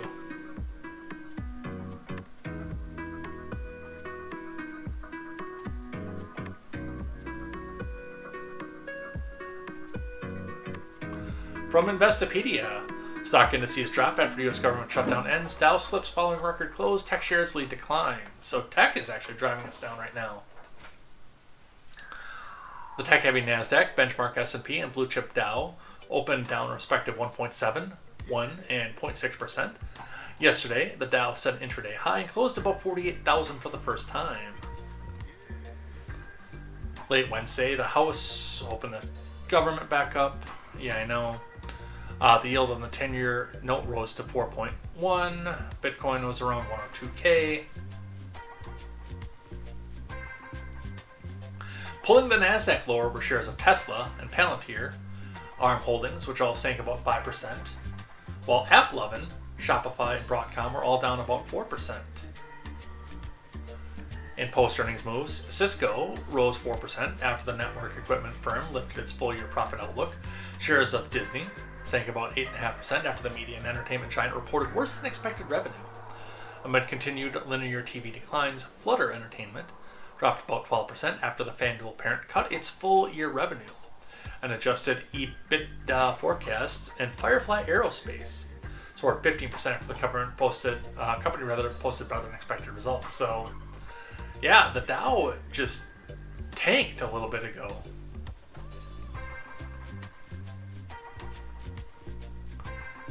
I hope you were prepared for it.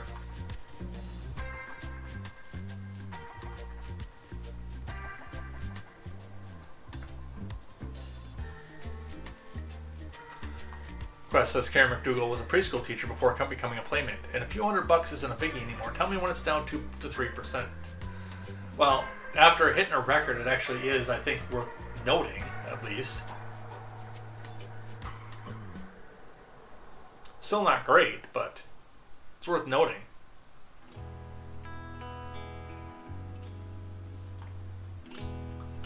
Alright, and back to the Ghislaine stuff. Epstein offered reporter photos of Donald and girls in bikinis in my kitchen. Email. Again, it's scuzzy, but it's not damning.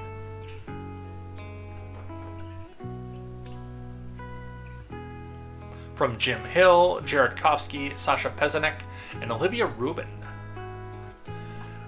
More than 20,000 Epstein documents released by House Oversight and Government Reform Committee on Wednesday are several email exchanges disgraced financier Jeffrey Epstein had in 2015 and 2016 with friends, attorneys, and reporters about the prospect of a Trump presidency.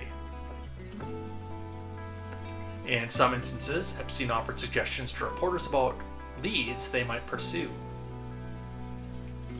One notable example is an email conversation between Epstein and then New York Times reporter Landon Thomas Jr. in December of 2015. Thomas initiated the exchange on December 8th with an email to Epstein referring to a 2002 New York Magazine article Thomas had written in which Trump was quoted calling Epstein a terrific guy who likes beautiful women as much as I do, and many of them are on the younger side. Now everyone is coming to me thinking I have juicy info on you and Trump because of this, the reporter wrote referring to the article. Epstein then replied to Thomas in a series of emails over the next 2 hours in the typical error-ridden style for suggesting Thomas look into Trump's finances before pivoting to a more personal subject. In one email, Epstein writes, "Would you like photos of Donald and girls in bikinis in my kitchen?" Thomas replied, "Yes." It is unclear whether Epstein possessed such photos or if he even sent the reporter any photos. Well, I think that's actually going to be the important part. So, again, I've said this numerous times. If you've got the goods, show the goods.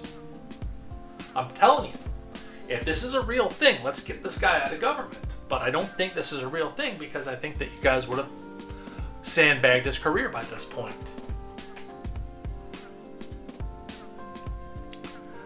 There's theories, and I actually buy into this as well, that a big part of the reason for the silence and everything else that goes with this is the fact that, very clearly, yes, this would 100% tank a lot of industry and a lot of finance in this country because, you know, if you find out that the CEO of Wells Fargo was on Epstein Island, do you want to go put money into Wells Fargo? I don't. I don't want to put money into Wells Fargo for different reasons, but if you find out that the CEO current of the Disney Corporation was out there with the underage girls, especially with Disney, with all the stuff that they put on the screen, do you want to shell out another month's worth of Disney Plus? If you find out the CEO of Post Cereals was playing with a 13-year-old girl on Little St. James, do you really want to buy your next box of honeycomb? And these are all things that have to be considered with the release of these files. There is more to it than we got him this time. And that's whether or not you actually have him this time. Based on all of that, because I know a lot of people are saying that the guilt is imminent because Trump said that he wants to block the release of this.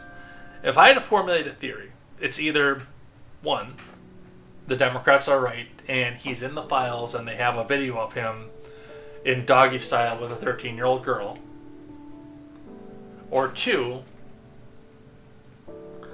with the somewhat success in clawing back of the economy that's happening right now, the inflation staying low and jobs being at least stagnant at this point, but not heavily declining, although tech is having some problems with that as well right now. The broad middle class is not heavily declining right now. The thought of the idea is coming back here and trying to brace the economy that Trump is trying very hard to build back up after the Biden years. And if he can't come back and do that, then he wants the Democrats to be the ones on record for releasing the files instead of him. Because if he releases it, and all these big CEOs go to jail, and the stock market tanks, and we go back to a 10,000 Dow, because Trump released the files, then he's the asshole that killed the economy. If Congress comes back out and does it, then they're the ones who come back out and do this, and he can come back out and say, I'm blocking this, I don't want it anymore. And it just puts them in a bigger fervor to come back out and put this out here. And sadly, in today's political and well-connected world, we're in a situation where both of these could be the case. I know some of the more sycophantic Trump supporters will come back and say, that's not actually the case. Like Sticks will come back, well, there's zero chance that Trump is actually in these files. Until I see them, I'm not going to make that determination. I do think it's unlikely. But I think some of this, if he's not in them, is a push to get the Democrats on record as the ones who tank the economy, not him. You see where I'm going with that? But we're not going to know until the files are out there.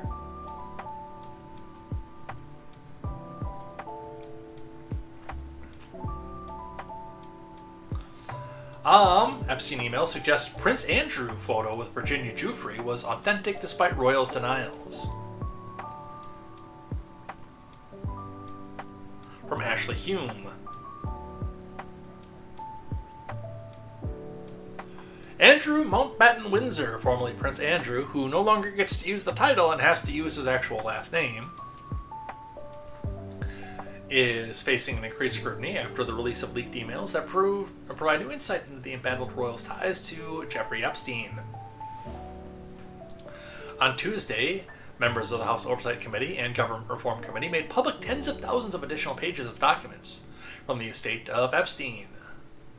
Emails include in the files referenced Andrew in connection with Giuffre, who accused him of sexually abusing her on 3 separate occasions in 2001, when she was a teenager after she was trafficked by Epstein and his associate Ghislaine Maxwell.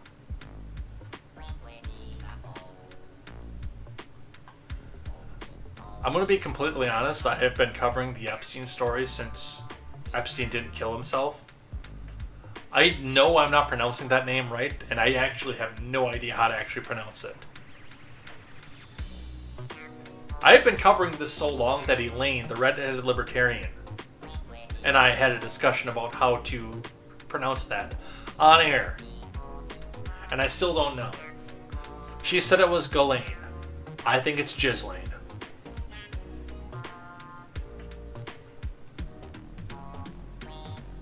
Andrew, who was recently stripped of his royal titles, has consistently denied Giuffre's allegations and claimed that he has no memory of meeting her. However, several emails included in the documents and obtained by the Telegraph and Sky News appear to cast doubt on Andrew's denials, including statements that he made during a 2019 interview on BBC's Newsnight. Well, if the goods are there, take him to trial, dude. I wonder how that would land on jurisdiction, if he would have to be tried in a U.S. court, and where the nationality would be for Little St. James, but or if he could be tried in the UK somewhere. That's a question for somebody who's actually been to law school. While I've played around with the idea, I actually have not. So, anyway, that's the email scandal. As of this moment, I still say nothing burger on that. There's something there, but I don't think it's going to result in anything. And yeah, I think that there is a chance at least that Trump is in the files, but I also think that there's a chance that he's trying to get Democrats' names on the release so that they are the ones who come back out and say, hey,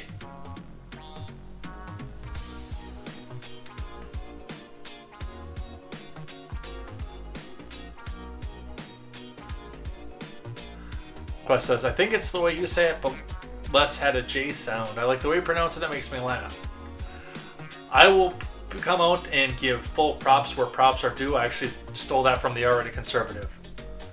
And you know, he's got that deep New England accent when he does it too, so. And that forceful way of talking, so when he says it, hey, we're talking about Ghislaine Maxwell over here.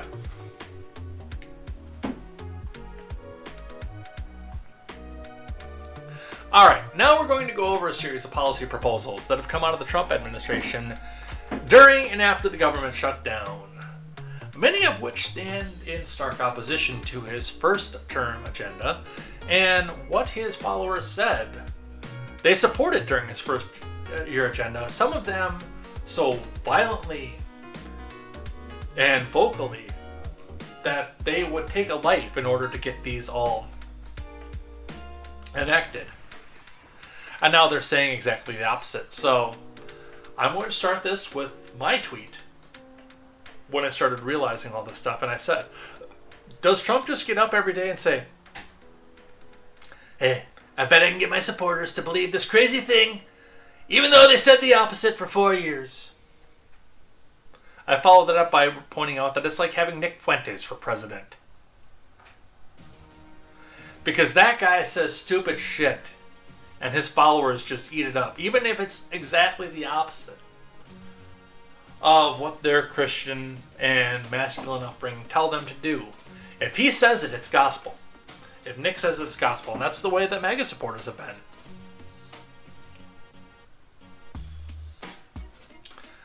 Squatch XXL says, half the shit he says is just dumb enough to make me wonder if it's ironic humor. He gets to watch the suddenly experts crawl out of the woodwork. If he angles it right, he could get a whole generation to buy a home just to prove him wrong.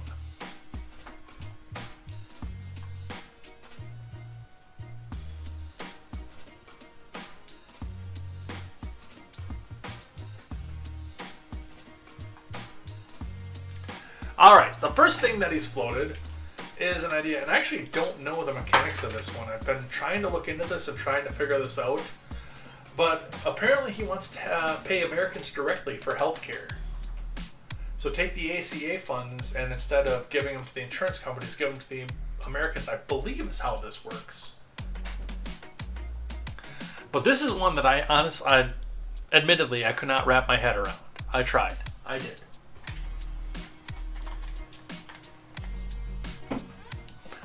From Mary Kikatos.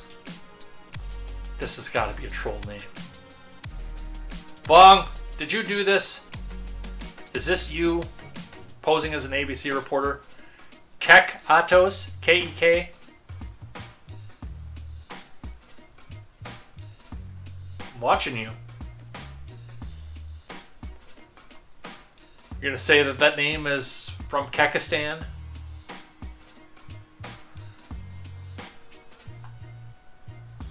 Alright, over the weekend, President Trump suggested subsidies the federal government pays to insurance companies under the ACA should instead go directly to Americans. I am recommending to Senate Republicans that the hundreds of billions of dollars currently being sent to money-sucking insurance companies in order to save the bad health care provided by the ACA. And no, even if it's in a quote, I will not say the O word. It is not Obamacare, it is the ACA. partially because he had actually nothing to do. Well, he signed it into law, but he didn't write it. He didn't do anything with it. He had somebody else ghostwrite it for him and then put his name on it. Like a Trump book.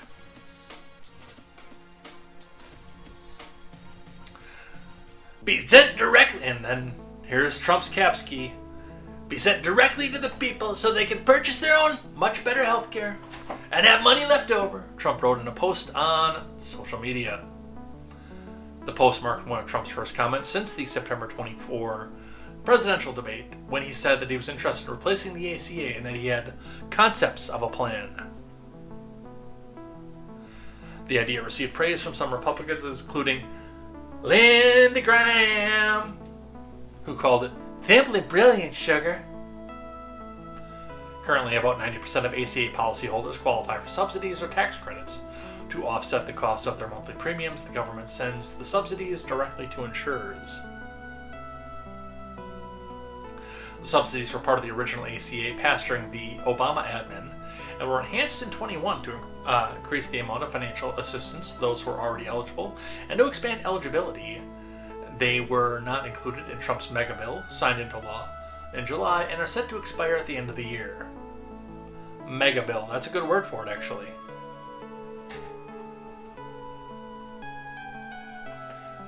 Healthcare policy experts told ABC News that details of the plan are lacking. No shit, Sherlock. So it's unclear if it could result in higher healthcare costs. Experts added that it's possible insurance companies may be able to pocket more of the money they collect on premiums to cover their own costs under Trump's proposal. The president's idea, so poorly fleshed out idea, Leighton Koo, professor and director of the Center for Health Policy Research at Milken Institute School of Public Health at George Washington University, said, "Frankly, I think he was just stumbling around to say he has something to offer." The Department of Health and Human Services, which runs the health insurance marketplace, referred ABC News to the White House for comment. In a statement to ABC News, White House spokesman Kush Desai said President Trump remains committed to continue to deliver on his day one priority of turning around Biden's affordability crisis and dead-end economy. Self-proclaimed experts should hold on to their half-baked analyses until the admin releases concrete policy proposals, instead of baselessly speculating what the details of the president's proposals are. So, and that's actually a fairly apt way to come back out and do this, because let's be completely frank, he does not have a plan. At least not one that's been announced. Just a second. Can we uninstall the Windows 10 support has ended bullshit?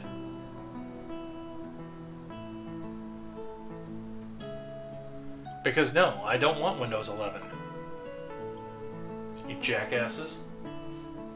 Every once in a while it just comes in and it gives me a full screen ad to go to Windows 11. And if I'd known that it was going to be like this PC would have had Ubuntu on it from the beginning. Now, that means that I would not have been easily able to play StarCraft and Diablo 3, or Diablo 2 for that matter.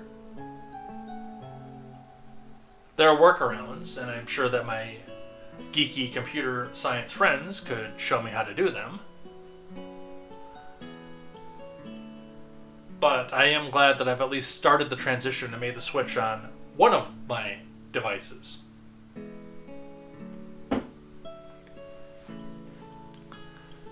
Which I want to play around with that maybe today. I gotta do some chores around here.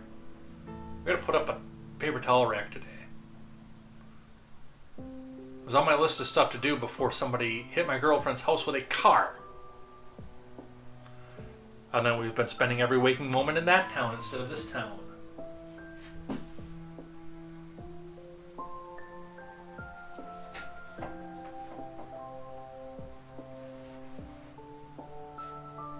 Did get the tools here to do it today, so. Because the power drill's been going back and forth with us to the other town too, so. Got everything here, I just need to carve out a touch of time to go back and do it.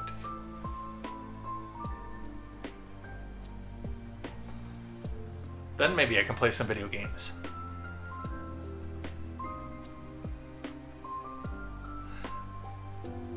But yeah, there's really no concept of a plan. It's just a formulating idea at this point. And yeah, I don't even know how that would work.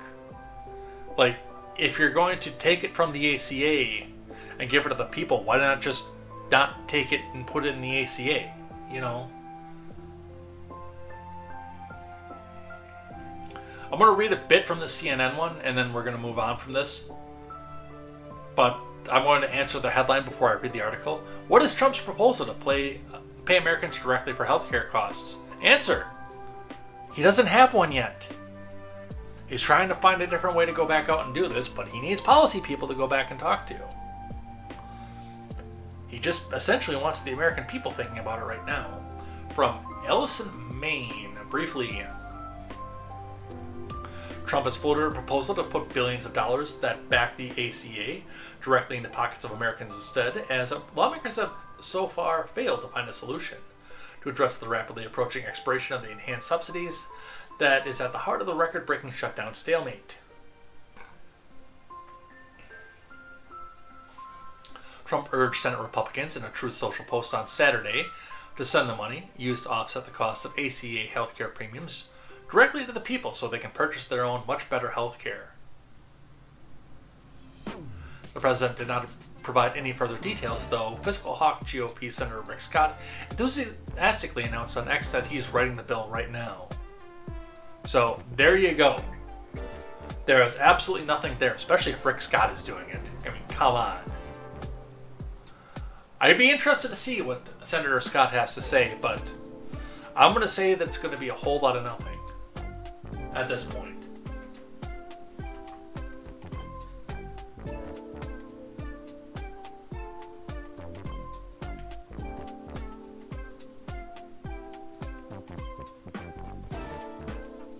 If you haven't cash in hand, the healthcare provider may actually look at you as the customer. And that's possible too. Politico. Obamacare could collapse under Trump's new plan, policy experts say, in spite of the fact that there's no plan.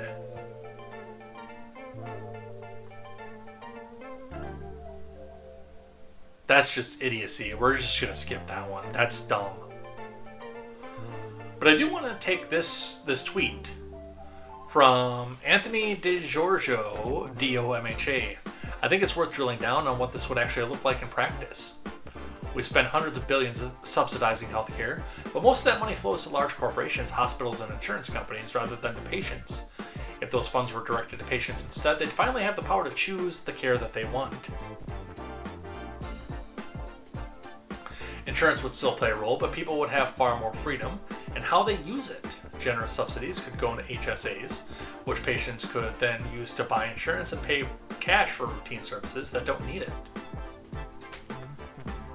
See, Anthony DiGiorgio has more of a plan than Trump does at this point, and probably Rick Scott.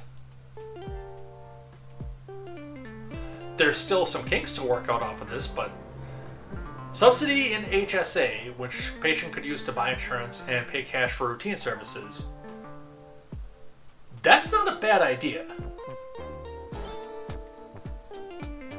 It needs some tweaking, but that's not a bad start for something.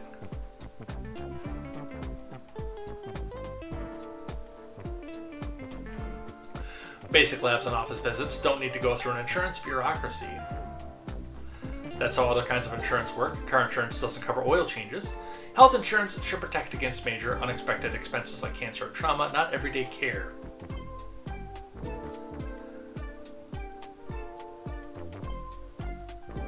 I'm mostly in favor of what it is that Anthony DiGiorgio is saying with this, but I will say that if you have to go in and pay out of pocket, a lot of poor people are not going to be able to find the funds to go back out and do this. So I like the idea that some of this that goes from the AC goes into an HSA so you can go and pay cash, quote, cash for this instead.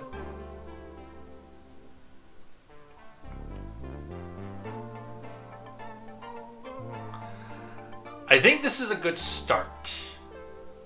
I don't think this is the be-all, end-all, but it's a good jumping-off point. Let the people shop for routine services, keep coverage for the big stuff, and give subsidies directly to patients. It just makes more sense than the current system.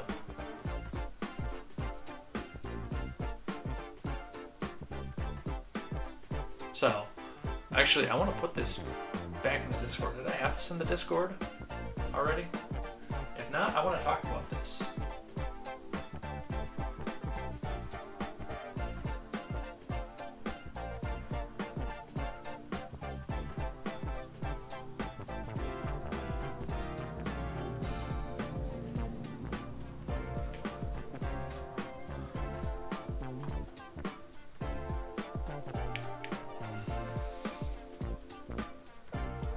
Let's see. Topic chat. Copy link. Paste. Because again, your Discord, you got to change it to VX Twitter.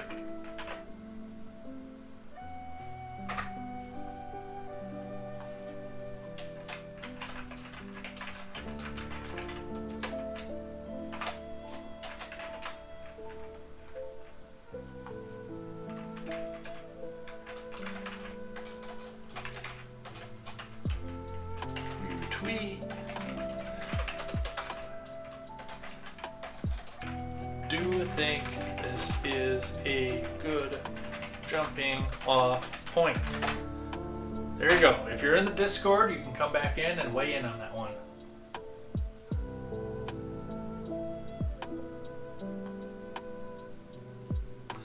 All right, let's keep going.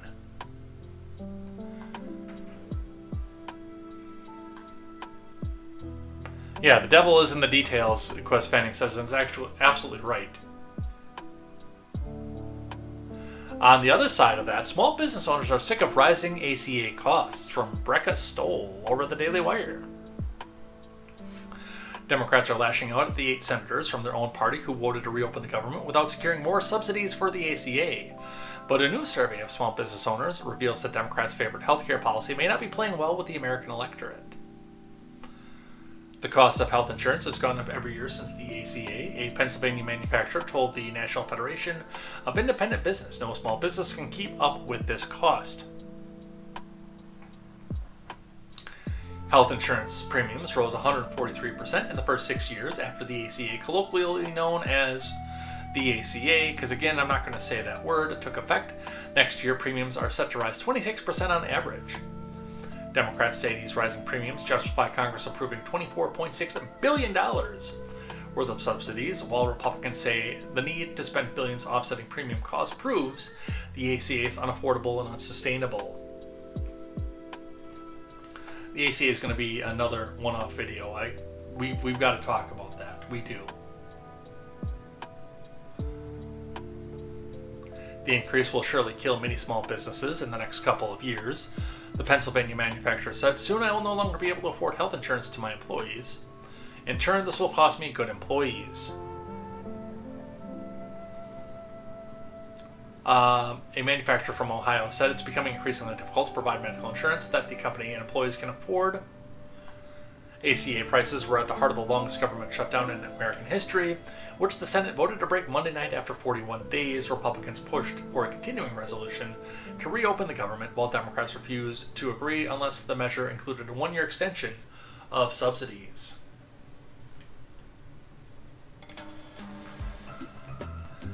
From the Senate floor, Minority Leader Chuck U. Schumer argued preserving the ACA was essential.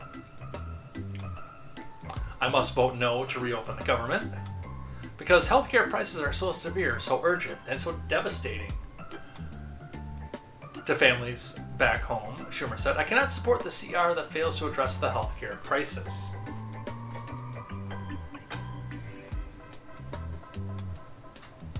The National Federation of Independent Businesses Optimism Index fell 0.6 points in October. According to the report, the sharpest contributor to the October dip was the deterioration in earning trends, with 25% of owners reporting lower profits. NFIB's chief economist Bill Dunkelberg reported the government shutdown likely played a role, but the uncertainty index fell 12 points to its lowest reading this year.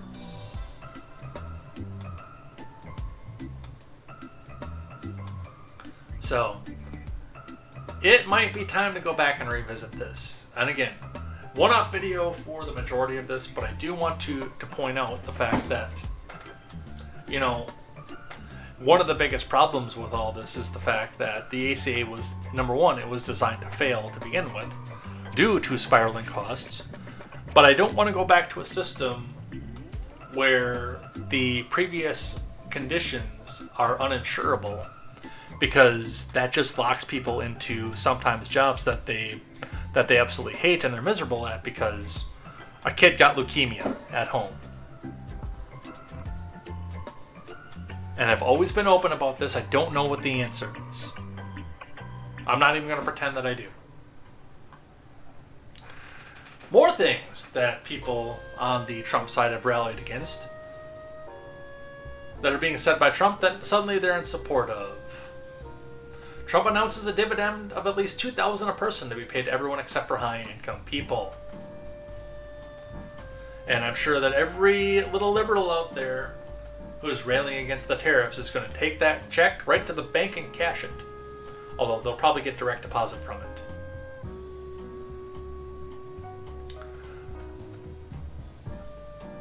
Trump says, people that are against tariffs are fools. We're now the richest, most respected country in the world, with almost no inflation, a record stock market price, 401ks are the highest ever. We're taking in trillions of dollars, and soon we'll be paying down our enormous debt. $37 trillion. Record investment in the U.S. plants and factories are going up all over the place. A dividend of at least $2,000 a person, not including high-income people, will be paid to everyone. Which, by the way, a reminder of what happened with the stimulus checks that we got once under Trump and 3 more times under Biden, is that that money is going to wind up, for the most part, in the hands of billionaires. That is, for the most part, actually going to go straight directly to the upper 1%. You don't believe me? What's the first thing that you want to do once you have this money in your hands?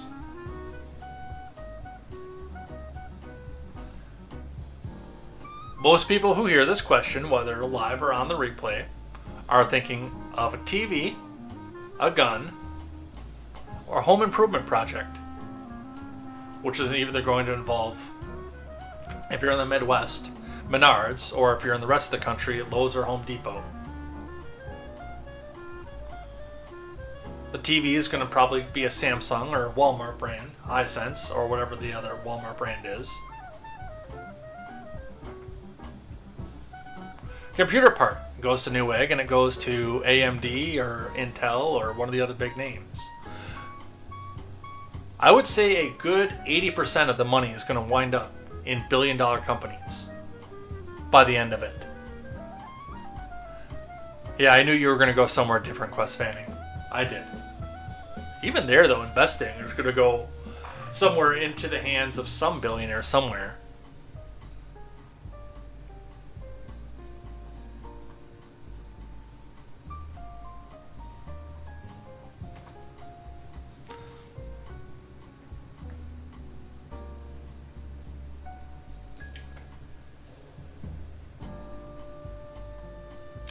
Trump is committed to $2,000 tariff dividend payments, White House says. From Max Zahn. Trump remains committed to sending each American $2,000 to be distributed from tariff revenue, White House Press Secretary Bubbleheaded Bleach Blonde said on Wednesday. White House officials are exploring ways to execute the plan put forward by Trump on a social media post over the weekend, Bleach Blonde added, but she did not provide details about specific options. The president made clear he wants to make it happen, Bleach Blonde told reporters at the White House, so his team of economic advisors are looking into it. Once again, by the way, no plan. He just wants to do it, and that's it. But I want my own ass! I want my own ass! That's about what I think of that.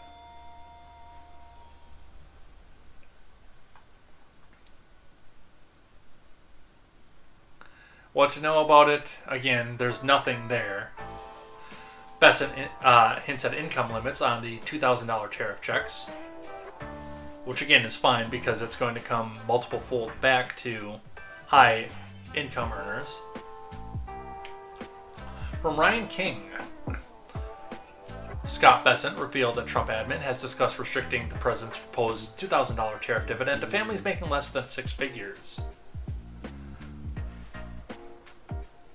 You know what's hilarious about that is that would disclude my household if we were hitched.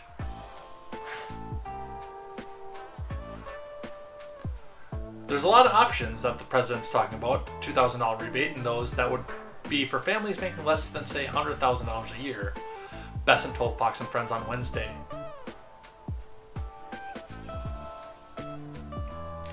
We haven't, Bessent clarified. When asked if the Trump admin decided on that limit, it's in discussion.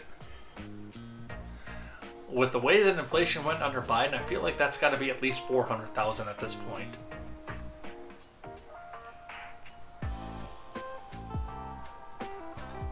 Last week, following a brutal hearing over his trafficking and reciprocal tariffs before the Supreme Court, Trump floated a $2,000 dividend but did not elaborate on specifics on how that would work.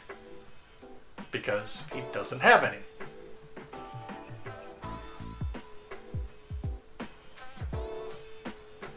So, they have an arbitrary number. And lastly, from PBS, Trump floats tariff dividends for Americans, but experts question the math. I want to listen to just a little bit of this one. We're not going to go too deep into this, but this is, all they're going to do is give us a transcript of this, so might as well listen to them. I want to hear what they have to say about the math. President Trump doubled down this week on an idea to send $2,000 rebate checks to tens of millions of Americans. He floated the notion this weekend and has offered no specifics. But the president suggested that the government could send that money to low and middle income Americans and still have enough tariff revenue left to make a dent in the national debt. Most experts say that math doesn't add up. To help us get some clarity on the numbers, we're joined now by Erica York. She's Vice President of Federal Tax Policy at the Tax Foundation. Erica, welcome to the NewsHour. Thanks for joining us. Thanks for having me. So let's begin with those tariffs. The White House said back in September that tariffs had raised $8 trillion in revenue, but yesterday the president cited some different figures. Here's what he had to say in the Oval Office. This is trillions of dollars we're talking about in terms of the tariff income and all the investment income that's come into our country. You know, we have more than, I would say right now, more than $18 trillion. Erica, do those figures line up with any data you've been able to see? No, the Treasury Department has reported that through September, all tariffs have raised about $195 billion for the federal government. That, of course, includes pre-existing tariffs as well as the new tariffs that the president has imposed this year. If you break it down further using data from CBP, those new tariffs have generated about $117 billion of collections for the Treasury. Those numbers are way off from what we're hearing from the president and White House. Do you know where their figures are coming from or what they're based on? I'm not entirely sure. They are very high compared to the actual revenues that we've seen come in. They're high even compared to projections of revenues over the next decade. At Tax Foundation, we estimate that all the tariffs will raise about $2.4 trillion over the coming decade. So still a mismatch there. I think part of what explains the difference is that the president is pre-counting things that are very separate from tariff revenues, pre-counting promises of investments made by foreign countries. So we've heard of these investment pledges that, a country might invest $100 billion or $300 billion into the U.S. economy. That, of course, would be private sector investment, very different from tax collections that flow to Treasury. And I know you and your colleagues have looked into the impact of those tariffs on Americans. What have you found? We have found that the tariffs are a net negative for the U.S. economy. So we estimate overall the economy will shrink by about 0.6% if the tariffs remain in place. There will be more than 600,000 fewer full-time jobs. And the tariffs add up to a tax burden on U.S. households of an average of between $1,200 and $1,600. So whether that is experienced through higher prices that we have to pay at the store, or whether it's experienced through higher costs at businesses, dragging down hiring and dragging down wage growth, the real burden lies with American taxpayers. Yeah, there's a lot to go over with that. Some of the problems with their math, as well as the fact that, well, I mean, number one, the price is going to be what the market bears. That's first and foremost. And yes, CEOs are going to forego their big profits if it means that their stuff is just going to sit on the shelf. So, with that being said, I mean, if, let's say 40% profit margin, that's a huge number for a lot of, especially like groceries and whatnot. But say 40% profit margin, I mean, 40% of zero is still zero. So, whereas if you go 28%, you still actually make something off of it. And then, yeah, you're probably going to have to balance your books elsewhere, but I don't know. I would still rather this revenue get used for the deficit. The debt, maybe, it would be nice.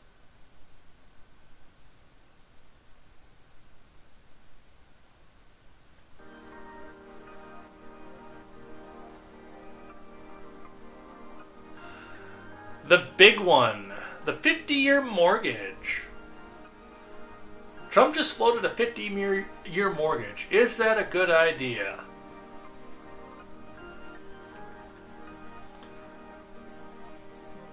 I'm going to tell you right off the bat. If you go your entire mortgage making minimum payments, you're a fool.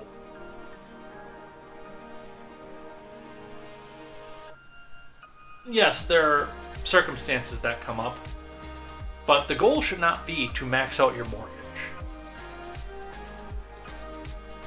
The goal should be to get it paid out as quickly as possible. So you have the equity back in your home to do other things, or at the very least can cut down your cost of living. Not everybody can do this, especially with the prices of housing that we're seeing at this point.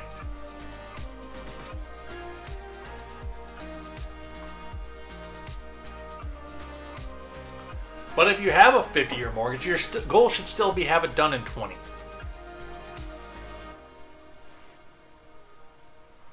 People are sitting here talking about the fact that every one of these 50-year mortgages is going to go out the entire 50 years.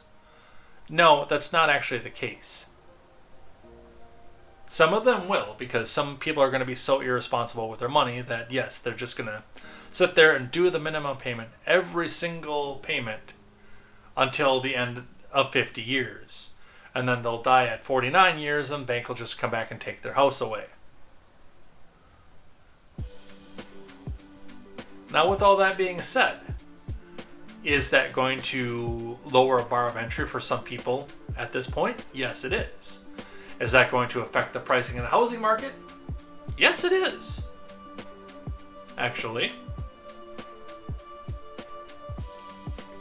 Because yes, as you have more eligible buyers come back out and pick up the few houses that we have in circulation, then price goes up. Plus, you still have BlackRock bidding against you every single time. Alright, let's see. Quest Fanning says math. 1, 2, 4, 5. I've been counting these Roxby Hatch. So more like $400 or $500 ahead. Quest says, so you continue to work 50 years after you built credit or multi-generational purpose. Well, that'd be the other part too. My parents got a 20-year mortgage and paid it off after 18 years when I was 16. I would like to be out of, and I've got a 30-year on this house. I would like to be out of this mortgage, paid off, within 15. Right now, just the way things are looking, I don't know if that's feasible or reasonable. But I would like to be, yes, have this house paid off in 15, if humanly possible. I'd like to have them both paid off in 15, if humanly possible.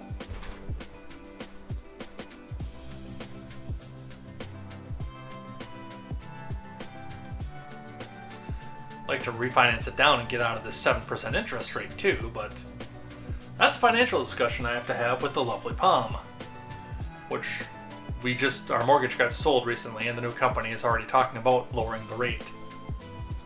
Big company, but of course I'm never going to mention the names of people who are involved in me financially.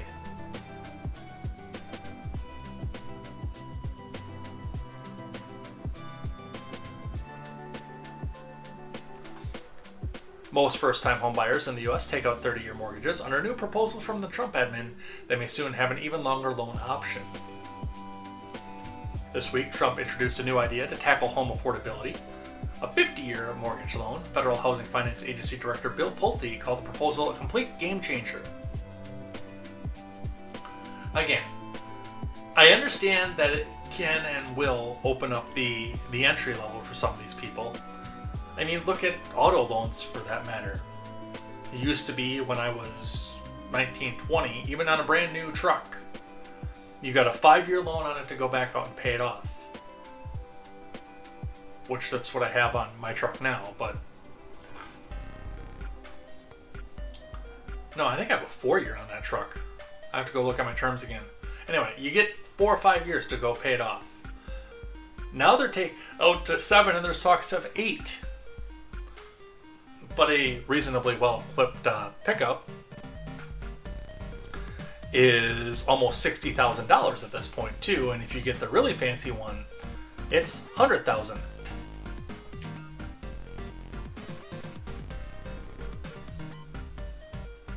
So there's history of doing stuff like this, but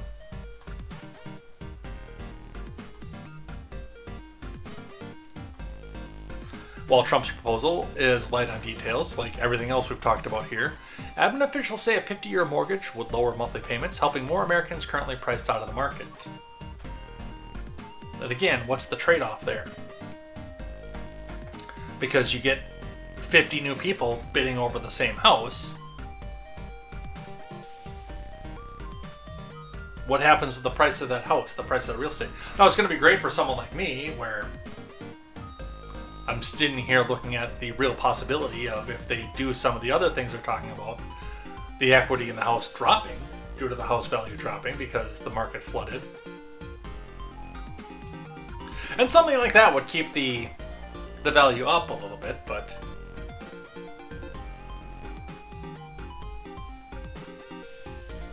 you haven't addressed the supply side, just the demand side.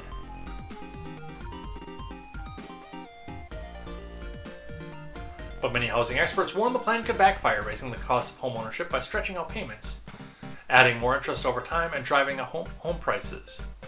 All three very, very apt and realistic scenario to talk about. One thing I could say, though, honestly, here is, because I know what I can afford on a 30-year mortgage with a huge interest rate, if I could come back out and refinance myself on the current rate and take it out to 50 years, the one trade-off I could see with that is that I could come back out and I know I can afford the payment that I'm making right now and put more of that towards interest, or I'm sorry, towards principal every month. And probably actually get this down to the 15-20 year mark. Something to think about with that too.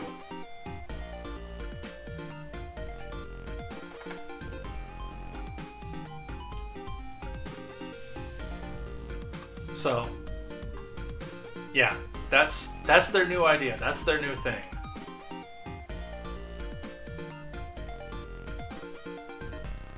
Fortune says Trump's 50-year mortgage would save you about $119 a month while doubling the interest you pay over the long run. There's your trade-off, right there.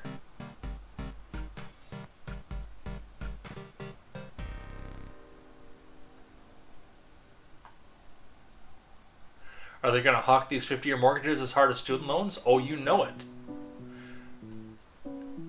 It's going to be a federal law requirement that all the 50-year mortgages say your Trump mortgage. Just like Trump steaks and Trump neckties. Alright, and the last one. Second to last one. Second to last one. Trump RX. Get my timer back up here. I just want to see where we're sitting at on time. Certain obesity drugs will cost as little as $149, and Medicare will start covering them under White House deals.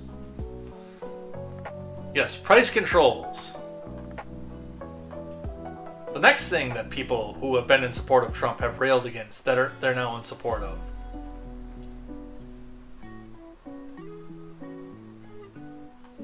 From Tammy Luby and Megan Tyrrell.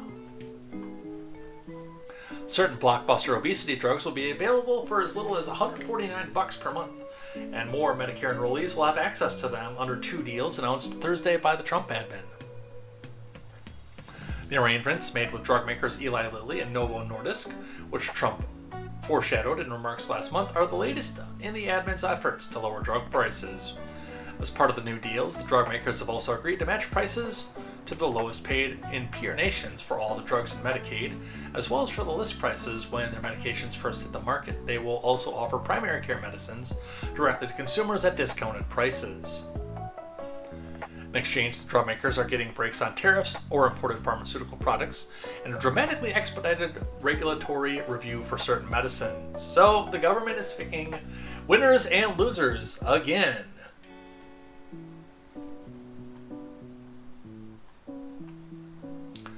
The prices consumers pay under the deals will vary based on their coverage and how they purchase the medications, among other factors. The current list price of the drugs ranges from roughly $1,000 to $1,350, though the ultimate cost for consumers depends on their insurance and on discounts.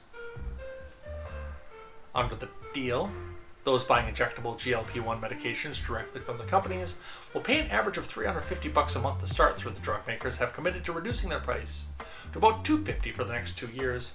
According to senior admin officials, if oral GLP-1 tablets are approved by the FDA, the lowest dose will cost $149.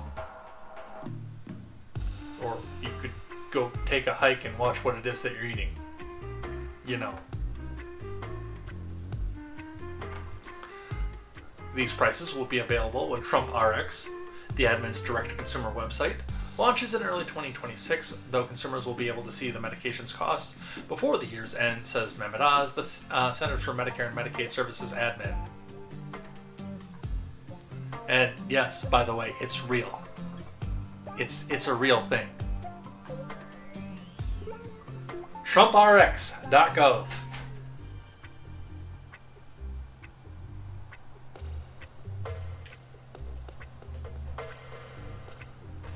Like I said, absolutely the opposite of what all of the followers asked for.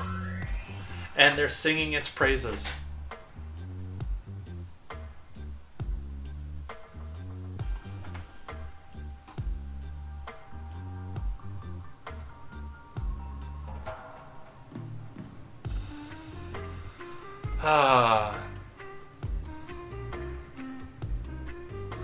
Alright, and the last one that we're going to do on this little segment is the filibuster.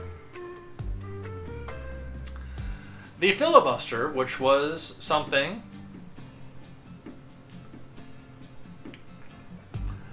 that Republicans have sounded great praise for under the Biden years, saying that it would be evil and dangerous for Democrats to come back out and end it. And we thanked Kyrsten Sinema and Joe Manchin for blocking the efforts to end the filibuster. Now listen to what it is that they have to say. First, let's listen to NPC News. The filibuster. This is something Trump has been calling for a long time, including in his first term. He started really calling for it again as the shutdown was dragging on. But in reality, those calls only really facilitated the fact that Republicans felt even more of a need to try to resolve this stalemate in another way. And that is ultimately what happened. They did give some minor concessions to Democrats. They agreed to allow a floor vote in the Senate on extending Affordable Care Act subsidies. They also, along with the White House, agreed to give workers back pay. That's something that's guaranteed in this deal, as well as reversing the layoffs that were initially instituted in the beginning of the shutdown. So that's ultimately the package that passed this evening in the House. But in terms of the filibuster, it is not going anywhere anytime soon. We'll see how long that lasts in future years, especially as some of these older sort of institutionalist members like Mitch McConnell get replaced with younger members. And by the way, this is not just a Republican debate. Democrats have debated this as well. Whenever a party gets a trifecta in Washington, this conversation comes up. For now, though, the filibuster is safe. I don't see any problem with it. I say get it. Back to the ACA, or as the president. So yes, he is calling for end of the filibuster, and all of your paid conservative X accounts are telling you that you're evil for wanting to maintain the safeguard that kept the ACA from being single payer, that kept some of Biden's worst spending excesses in the first half of his term from going through.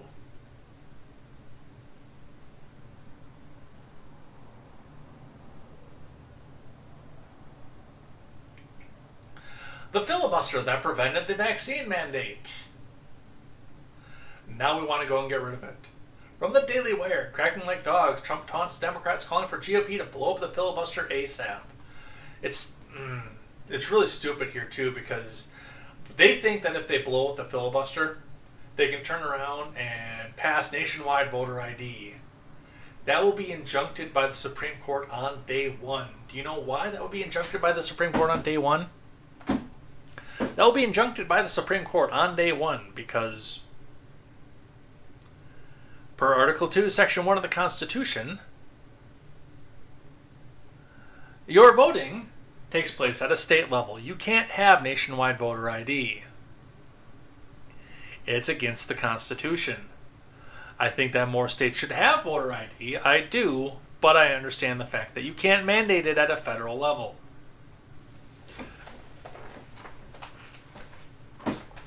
For the same reason, the Supreme Court has not stepped up to block Wisconsin's voter ID laws. Every single time Wisconsin liberal groups bring it to the Supreme Court, and they do it every single election year.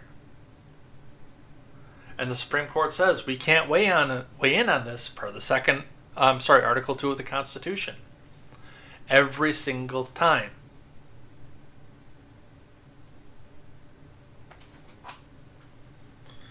But they think these people think they're going to get this massive clean sweep of the government if they get the filibuster done, and they're going to change the voting, this and that, the next thing, and they're going to have Republican rule for 50 years. And I'm sorry, guys, that's not how that works. If you want an example of how bad that comes back to bite you in the ass,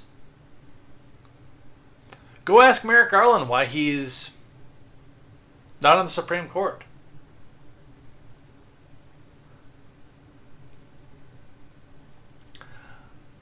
But why Amy Coney Barrett and Brett Kavanaugh are.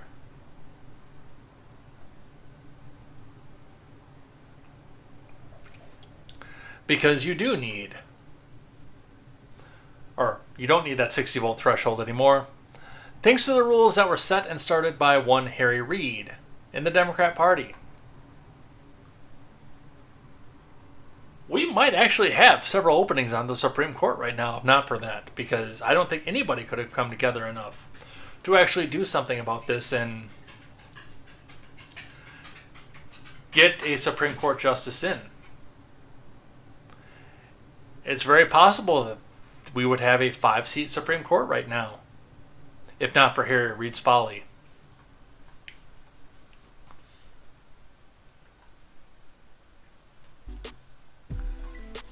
So, yeah, they're going to come back out.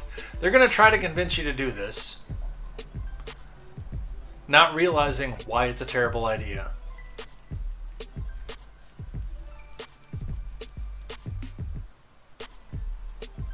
And Speaker Johnson is the one that's actually, honestly, the voice of reason in this. From the Hill, Speaker Johnson warns of consequences of nuking filibuster. Mike Johnson, in a press conference Friday, talked about the downsides of using the nuclear option to bypass the 60-vote threshold to reopen the government, but did not directly disagree with Trump's call for upper chamber to get rid of the filibuster. Johnson said he had not talked to the president since his Thursday night Truth Social post calling for the nuclear option. The speaker said it was a Senate issue, but talked about the downsides of changing the threshold, which has necessitated bipartisan agreement to proceed to a final vote on most legislation. The filibuster has traditionally been viewed as a very important safeguard. If the shoe was on the other foot, I don't think our team would like it, Johnson said. On the nose. I don't agree with Mike Johnson very often, but that is right on the nose. The actual real reason we don't want to do this. When Mike Johnson is the voice of reason, you know full well that we are effed as a country.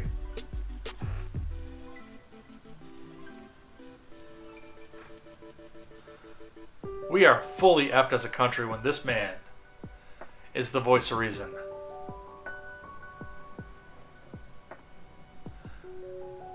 Alright. One more article that I want to go over and make sure that we get to today.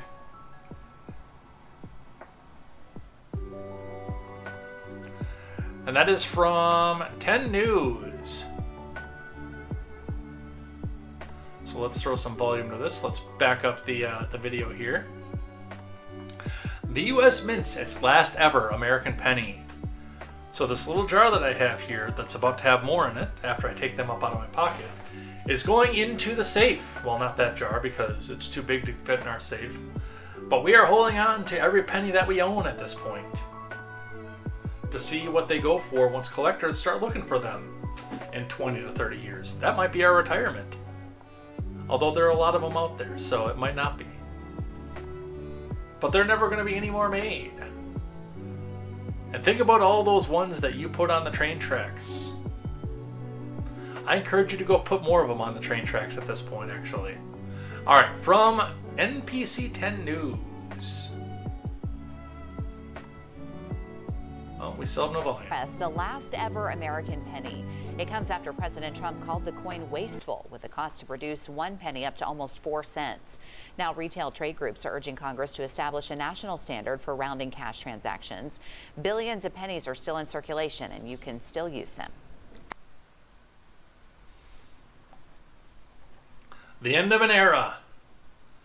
Now, what would be nice about this is we sit here and talk about what companies would do without pennies. We ask McDonald's, Wendy's, and Kroger and other top retailers. So let's see what it is they had to say. Although a Wisconsin company has led the charge on this one.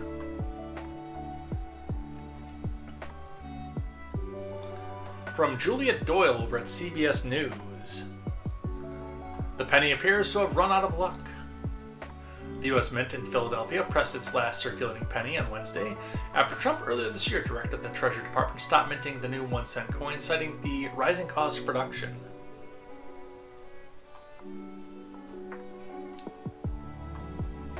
So what will companies do if they're short on change? Here's what several major chains and retailers told CBS News.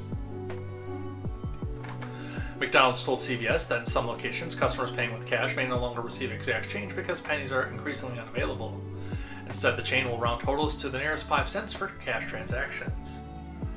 That means if a customer pays with cash at one of these locations and the order comes out to $10.22, they will pay $10.20. However, if an order comes to $10.23, the cash paying customer will owe $10.25. That's the bad way to do it.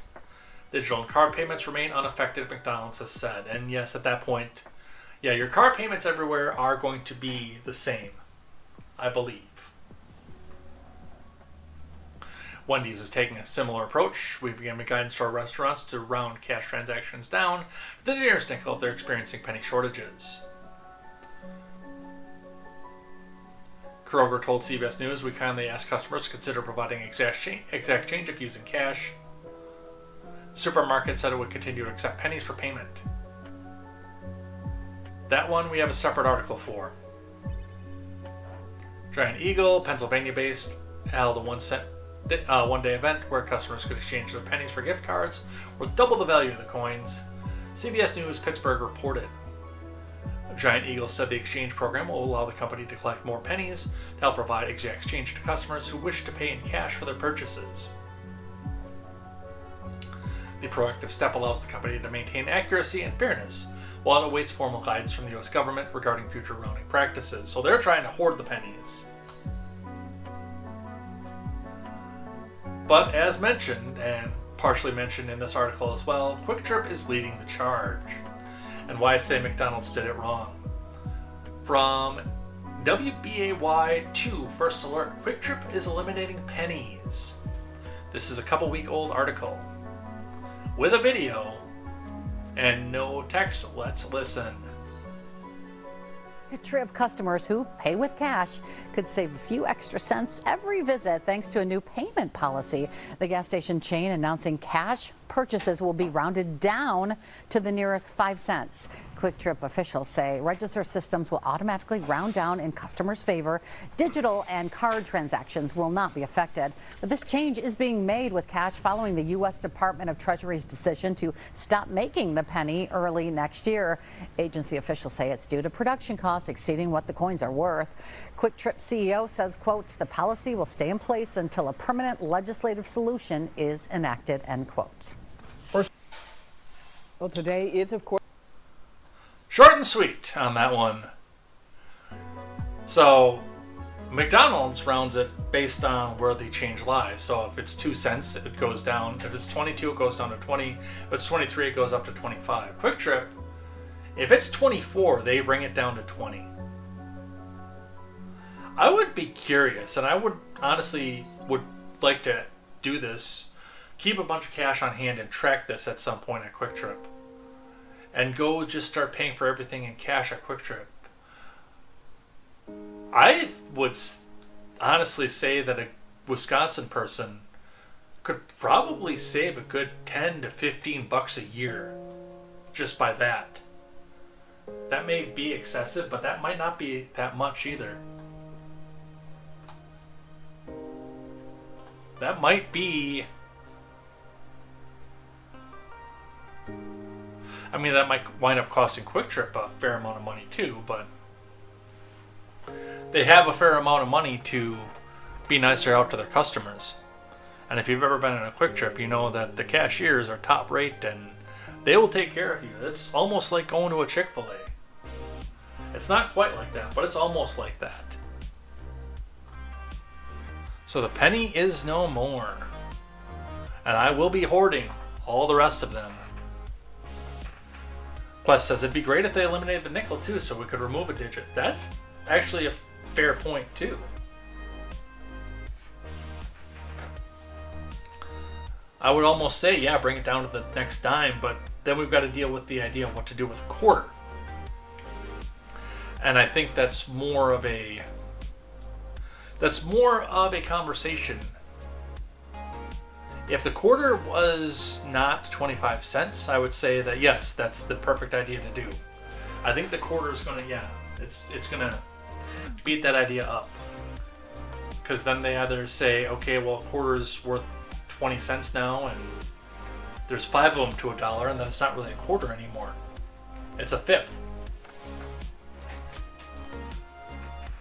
But we are working down a good idea. That's a good thing to at least have a conversation about. I like that. That's next week's topic chat, by the way, right there. We already started this week, so that's next week's. Alright, let's finish out the show. Let's do a couple things I like and a couple things that I hate. And head out of here for the day. But first, as always, we start with the Ferengi rules of acquisition. Now, we're a little bit behind right now, again, based on the fact that I know 2 weeks ago I had to leave in a hurry because we had doctor's appointments at the very end of the show. This last week, obviously, I was at the other house when all this happened, meeting with contractors and trying to figure out who's going to fix that house, which I think we've got an idea at this point.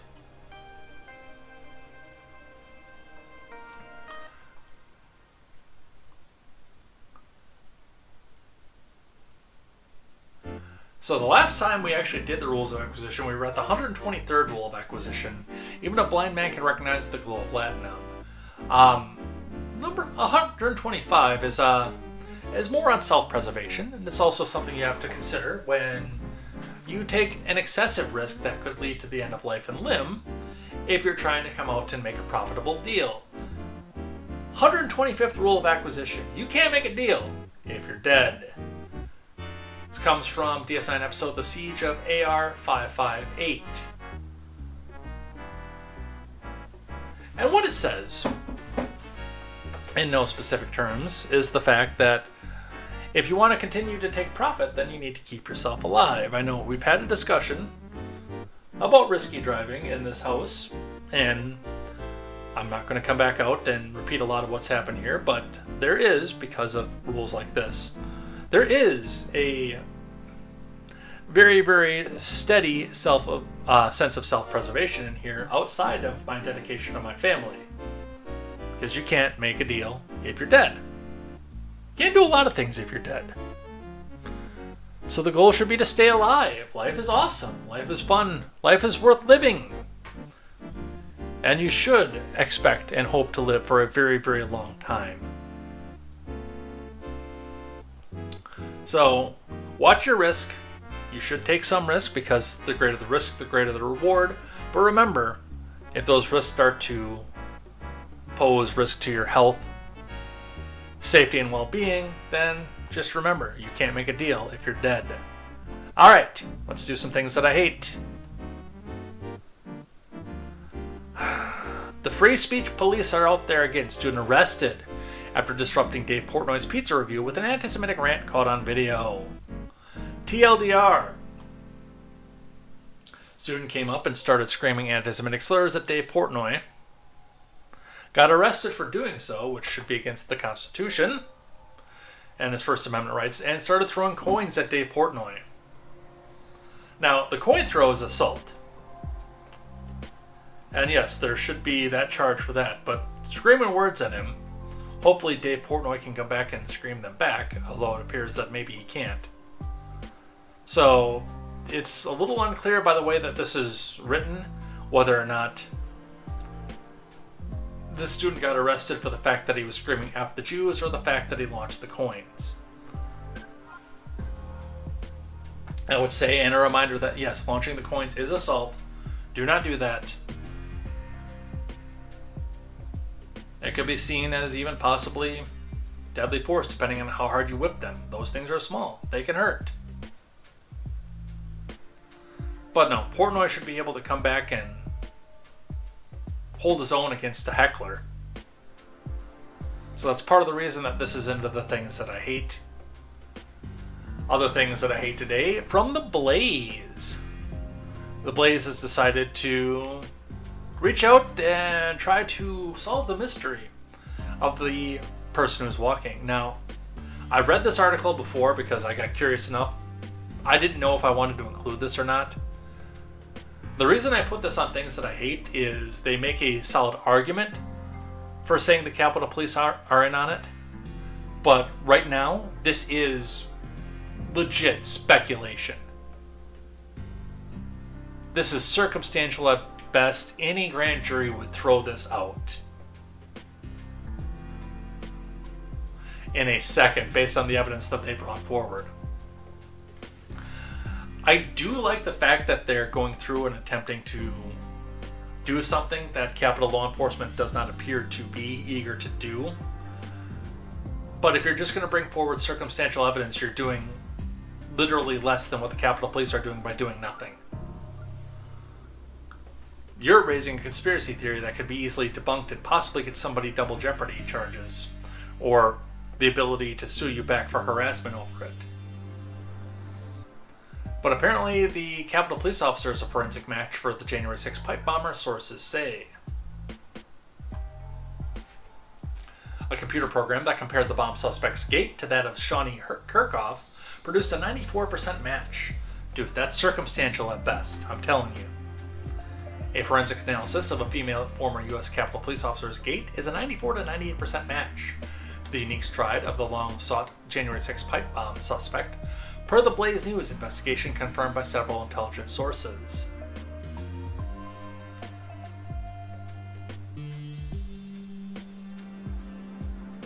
The other Stephen M. Baker wrote that article. We're Twitter mutuals.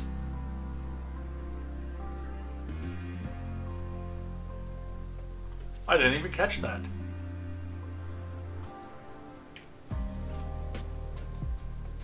A source close to a congressional investigation of January 6 additionally told The Blaze evidence has emerged recently that pointed towards law enforcement possibly being involved in planning the pipe bombs.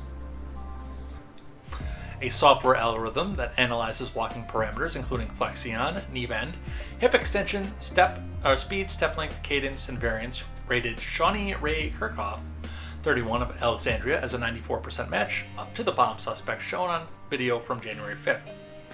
The veteran analyst who ran the analysis for Blaze News said that based on visual observations the program can struggle with, he personally pegged the match at closer to 98%. Here's the problem again. This is... A, we've got an unnamed source on this, because of course we do, and B, yes, this is circumstantial at best. You are going to need a lot deeper and bigger investigation that I don't know that you can get the warrant to get than just an AI program for a gait, the way that a person walks.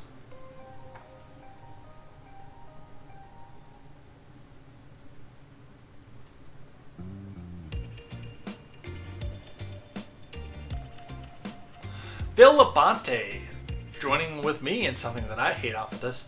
I already hate with an intense fury the politicization, finger-pointing, and criticism leveled at Thomas Massie for having the audacity to remarry after the tragic death of his wife almost a year and a half ago. It's none of your business, and that's something that I hate just on its face based on the way that we've gone with celebrity culture.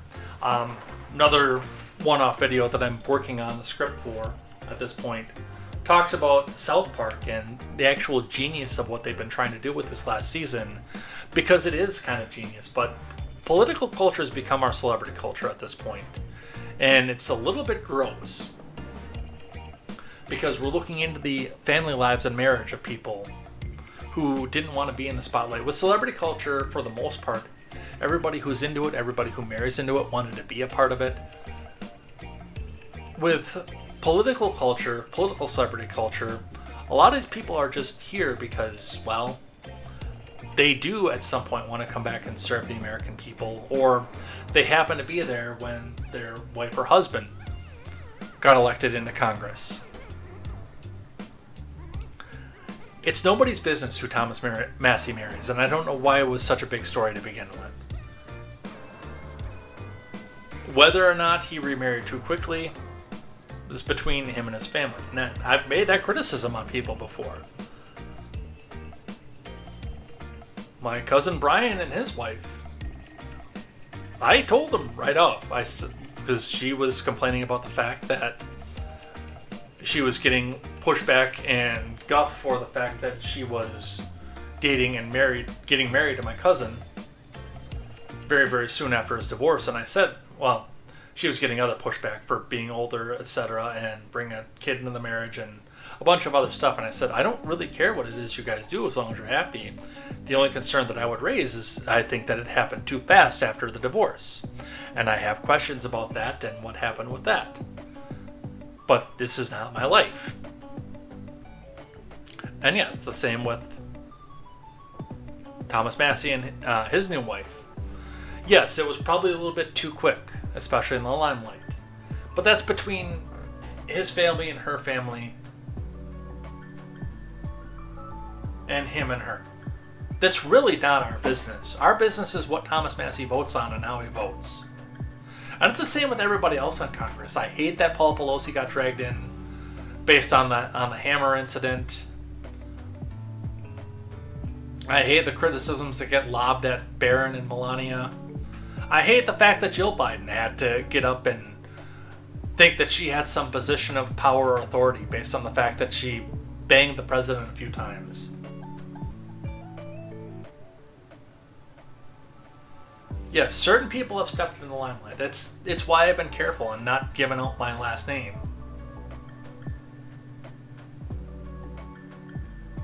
Details about the family, my address, where I live. My parents did not ask to walk into the limelight. Pom has been gracious enough that she's wanted to come in and join in with me with things that I've done to a limited capacity, and she's talked about taking a somewhat more active role to try to drive up viewership. It's appreciated. She wants to be. But like our kids, I've said right off the bat, I said no webcam for anything contemporary related until they are 16 and can decide whether or not they want to be out on their own. I think 13 is still too young to make that decision. I think 16 is the right decision.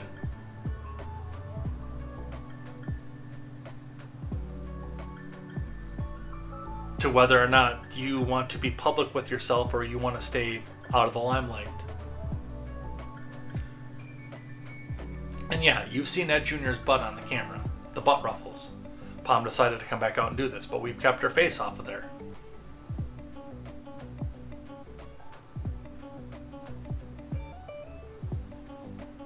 So leave these people to figure out what it is that they're doing on their own. It might not be right, but that's not for us to judge.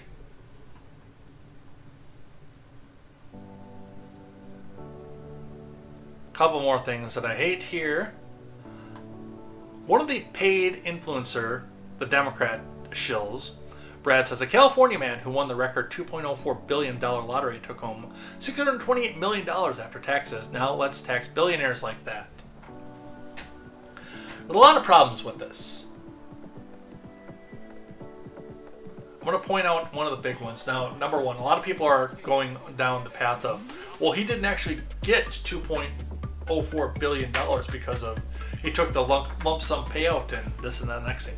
That is the furthest thing from relevant in this situation. He could have got the $2.04 billion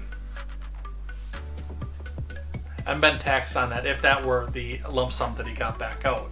The problem that's with this is the fact that nobody who is a, quote, billionaire gets paid $1 billion per year. The reason that this person got taxed by this is because he got $2.4 million short. I don't know why I thought that was $997. He got $2.4 million short of $1 billion at once, which all counted as income.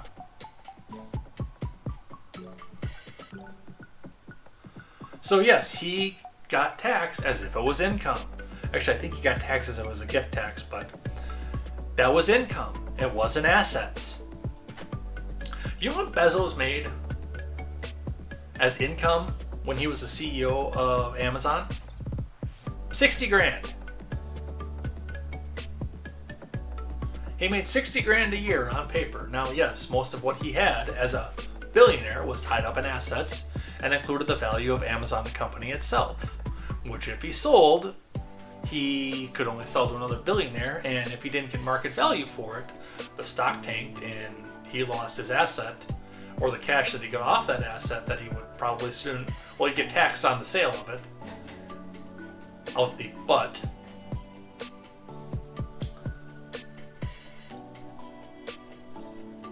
But yeah, that would be considered income for him at that point.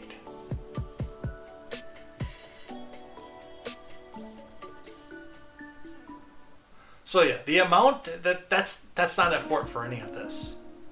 And it's completely disingenuous and dishonest for Brad to come back out and talk like this. Now yeah, if a billionaire decided, oh, well, I want to sell $1 billion worth of stock to go back out and buy a different company, let's say. Yeah, he's going to get taxed on the stock that he sold.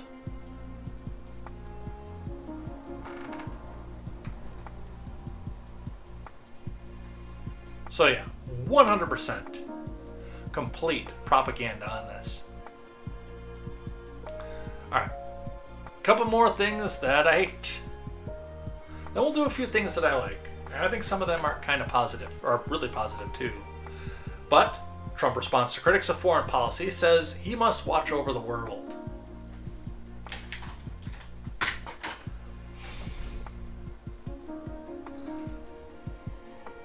This is the exact kind of language the Bush administration used to keep us in world police mode for the entirety of both Bush's three administrations. This was the stuff that I sought to avoid when I decided to support Trump in 2016.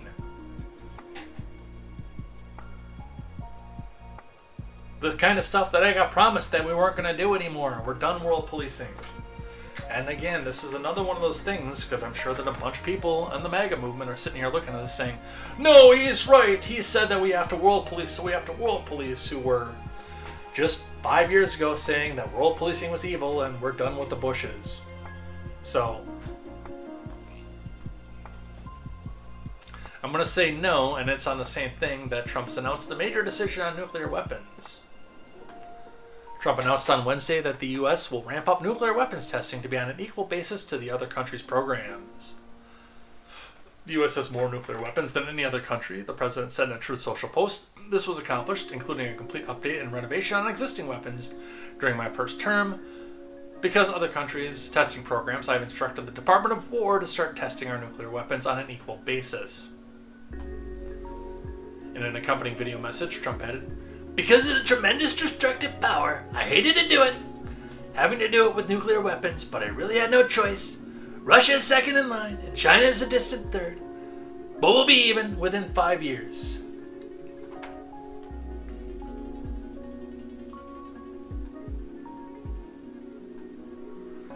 The president's Wednesday announcement appears to escalate previous moves that he's made to increase U.S. research and testing into nuclear weapons. It follows earlier warnings the president has made about U.S. intelligence on Russia and China's testing program. So guess what, folks? We're back in the Cold War. Aren't you excited? We've gone back to Bush policy and gone back into the Cold War in the first year of Trump term 2.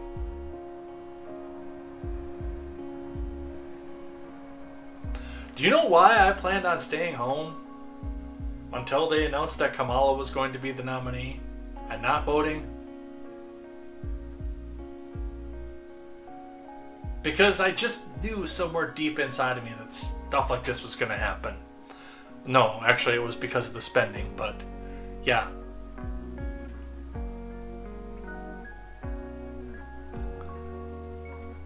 It just... 1 year, we're back to some of the worst ideas of conservative policy in my lifetime. I guess the Cold War. Well, no, that did end in my lifetime, didn't it? Alright, and the last one on things that I hate today comes courtesy of Stephen Colbert. From the Daily Wire, Stephen Colbert says the quiet part out loud amidst late night TV tells you how to think.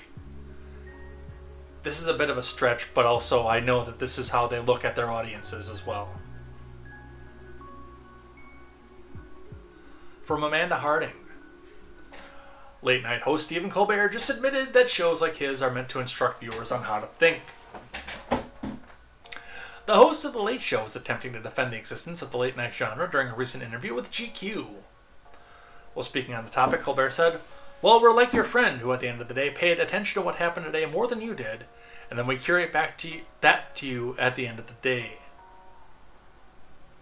But it's really more about how we feel about it, or how I, as the person who is the vehicle for that, how we felt about it today, and all those things that might have made you confused, angry, anxious, or happy, surprised, or something like that, Colbert said. I share those feelings with the audience, and they laugh or they don't laugh, and there's a sense of community there.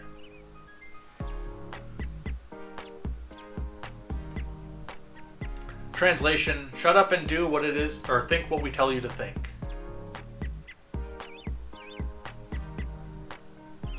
At least that's the Daily Wire's translation of it. That is admittedly a bit of a stretch to the worst possible place for them to take that, but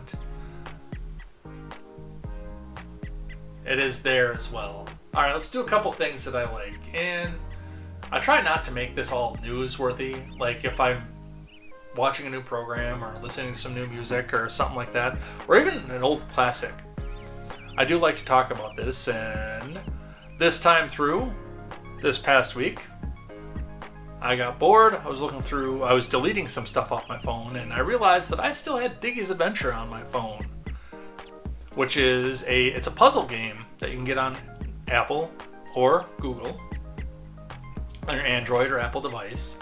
It's actually been one of the more enjoyable mobile games that I've ever played. I stopped playing it a while ago based on the fact that time was of the essence, and yes, it can be a bit of a time suck. It's nice because you can come back out and just drop it if you need to and go back to it, but they are a little bit time sensitive on some of the big events as well. So if you care about completing these things, then yes, you'll get sucked into it and go. But the best way I can describe it is kind of a puzzle maze game. You walk around, clear out tiles and to get to end goals of things. That limits the amount of time you can play on the game is the amount of energy you have versus the amount of tiles that you can go back out and clean out.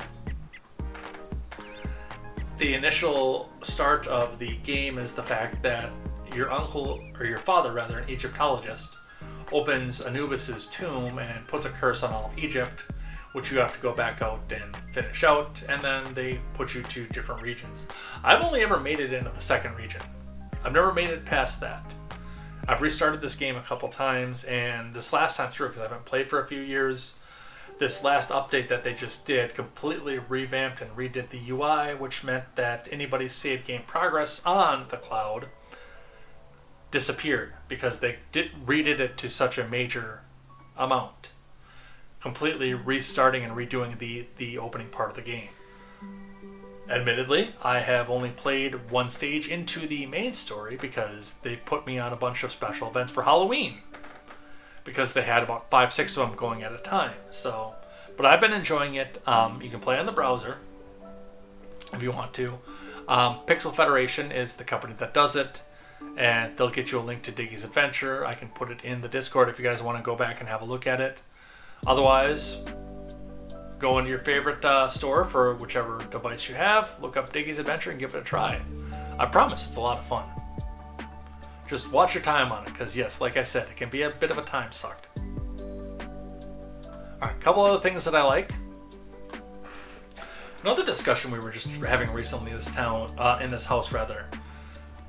We were talking about single moms with multiple fathers coming to Jesus and trying to urge other people to do so, but realistically, if Jenna Jameson can find Christ and redo her life, then I think anybody can, no matter how deeply and how far down they feel that they've been in sin.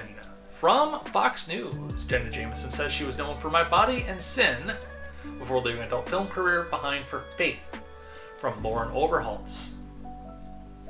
Didn't Ron Jeremy find Jesus too at one point?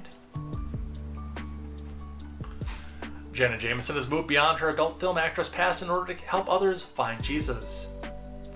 Jameson opened up about her redemption as she reflected on her past career choices. After decades of being known for My Body and Sin, getting baptized and helping others find Jesus too, she wrote over a video shared Instagram Reels. Jameson chose audio accompanying the video that stated, "Switching sides." Jameson's rep told Fox News Digital, Jenna is being loud and proud about her walk with Jesus Christ. She believes that boldly proclaiming her love for him is helping open so many people's eyes to the truth that no one is beyond redemption. Jameson converted to Judaism in 2015 during her relationship with Israeli businessman Lior Bitten. The two were engaged at the time, but eventually split years later.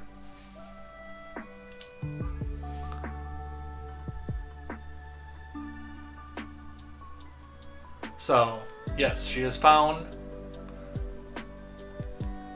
her path in Christ. I support her in this, I do. I think that it's great, and yes, I think it's awesome that she's reaching out to help other people. And lastly, before we close out the show on things that I like, Sassafras84 over on X I just spoke with some friends on TikTok. I saw a ton of videos. South Virginia is requesting a divorce from North Virginia. They're so unhappy with Jay Jones and Abigail Spanberger winning their races. I really feel for them. I can't imagine what hell it's like to live in a blue state, especially with the new AG wants to hurt conservatives. The new governor supports abortion. New AG. Until birth. It sucks donkey balls. Now, why I don't necessarily agree with the full-out ban abortion, everything else side of things. I think that this is a state-by-state issue. I always have. One of the things that, and this again goes back to the beginning of the channel. Before Parkland happened, I wanted to open with talking about the idea of places like Southern Illinois and Eastern California and Eastern Washington and Oregon and upstate New York being able to split from their major population centers that are holding them into being blue states, and people feeling that they have no representation. If you feel that strongly about stuff, you should petition. The worst that they can say is no. But you should petition, gather the signatures, and figure out where the support is and who you have community with. Absolutely.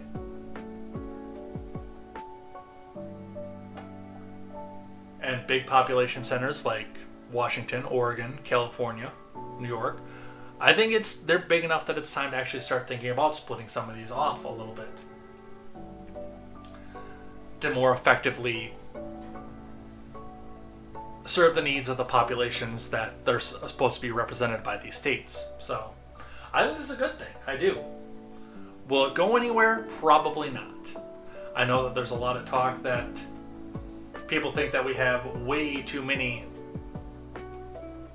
representatives and our Congress won't let any additional seats in, but I think it's worth a look. Oh, apparently Ron Jeremy did not find Jesus. He's in jail for doing unspeakable things to women. Irony. Alright, let's get out of here. I gotta go hang a paper towel roll. Outro music! Alright, well, thank you everybody who came by and hung out and stuck with me and watching on the replay as well.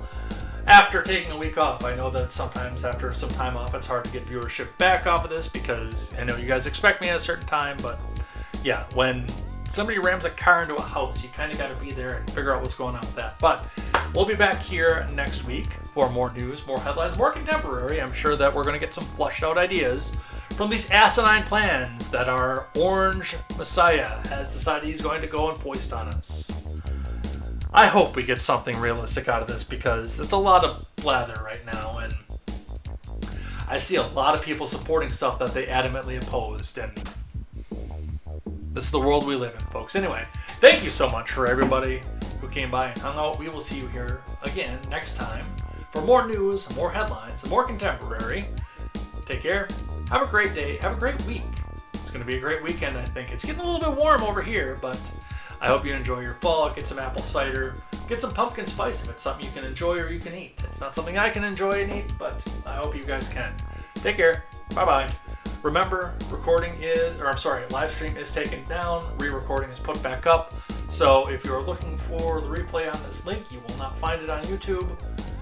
You'll find it on a re-upload that'll be on the Twitter and on the Discord. So go ahead, take care, have a wonderful day. We'll see you next time. Bye-bye.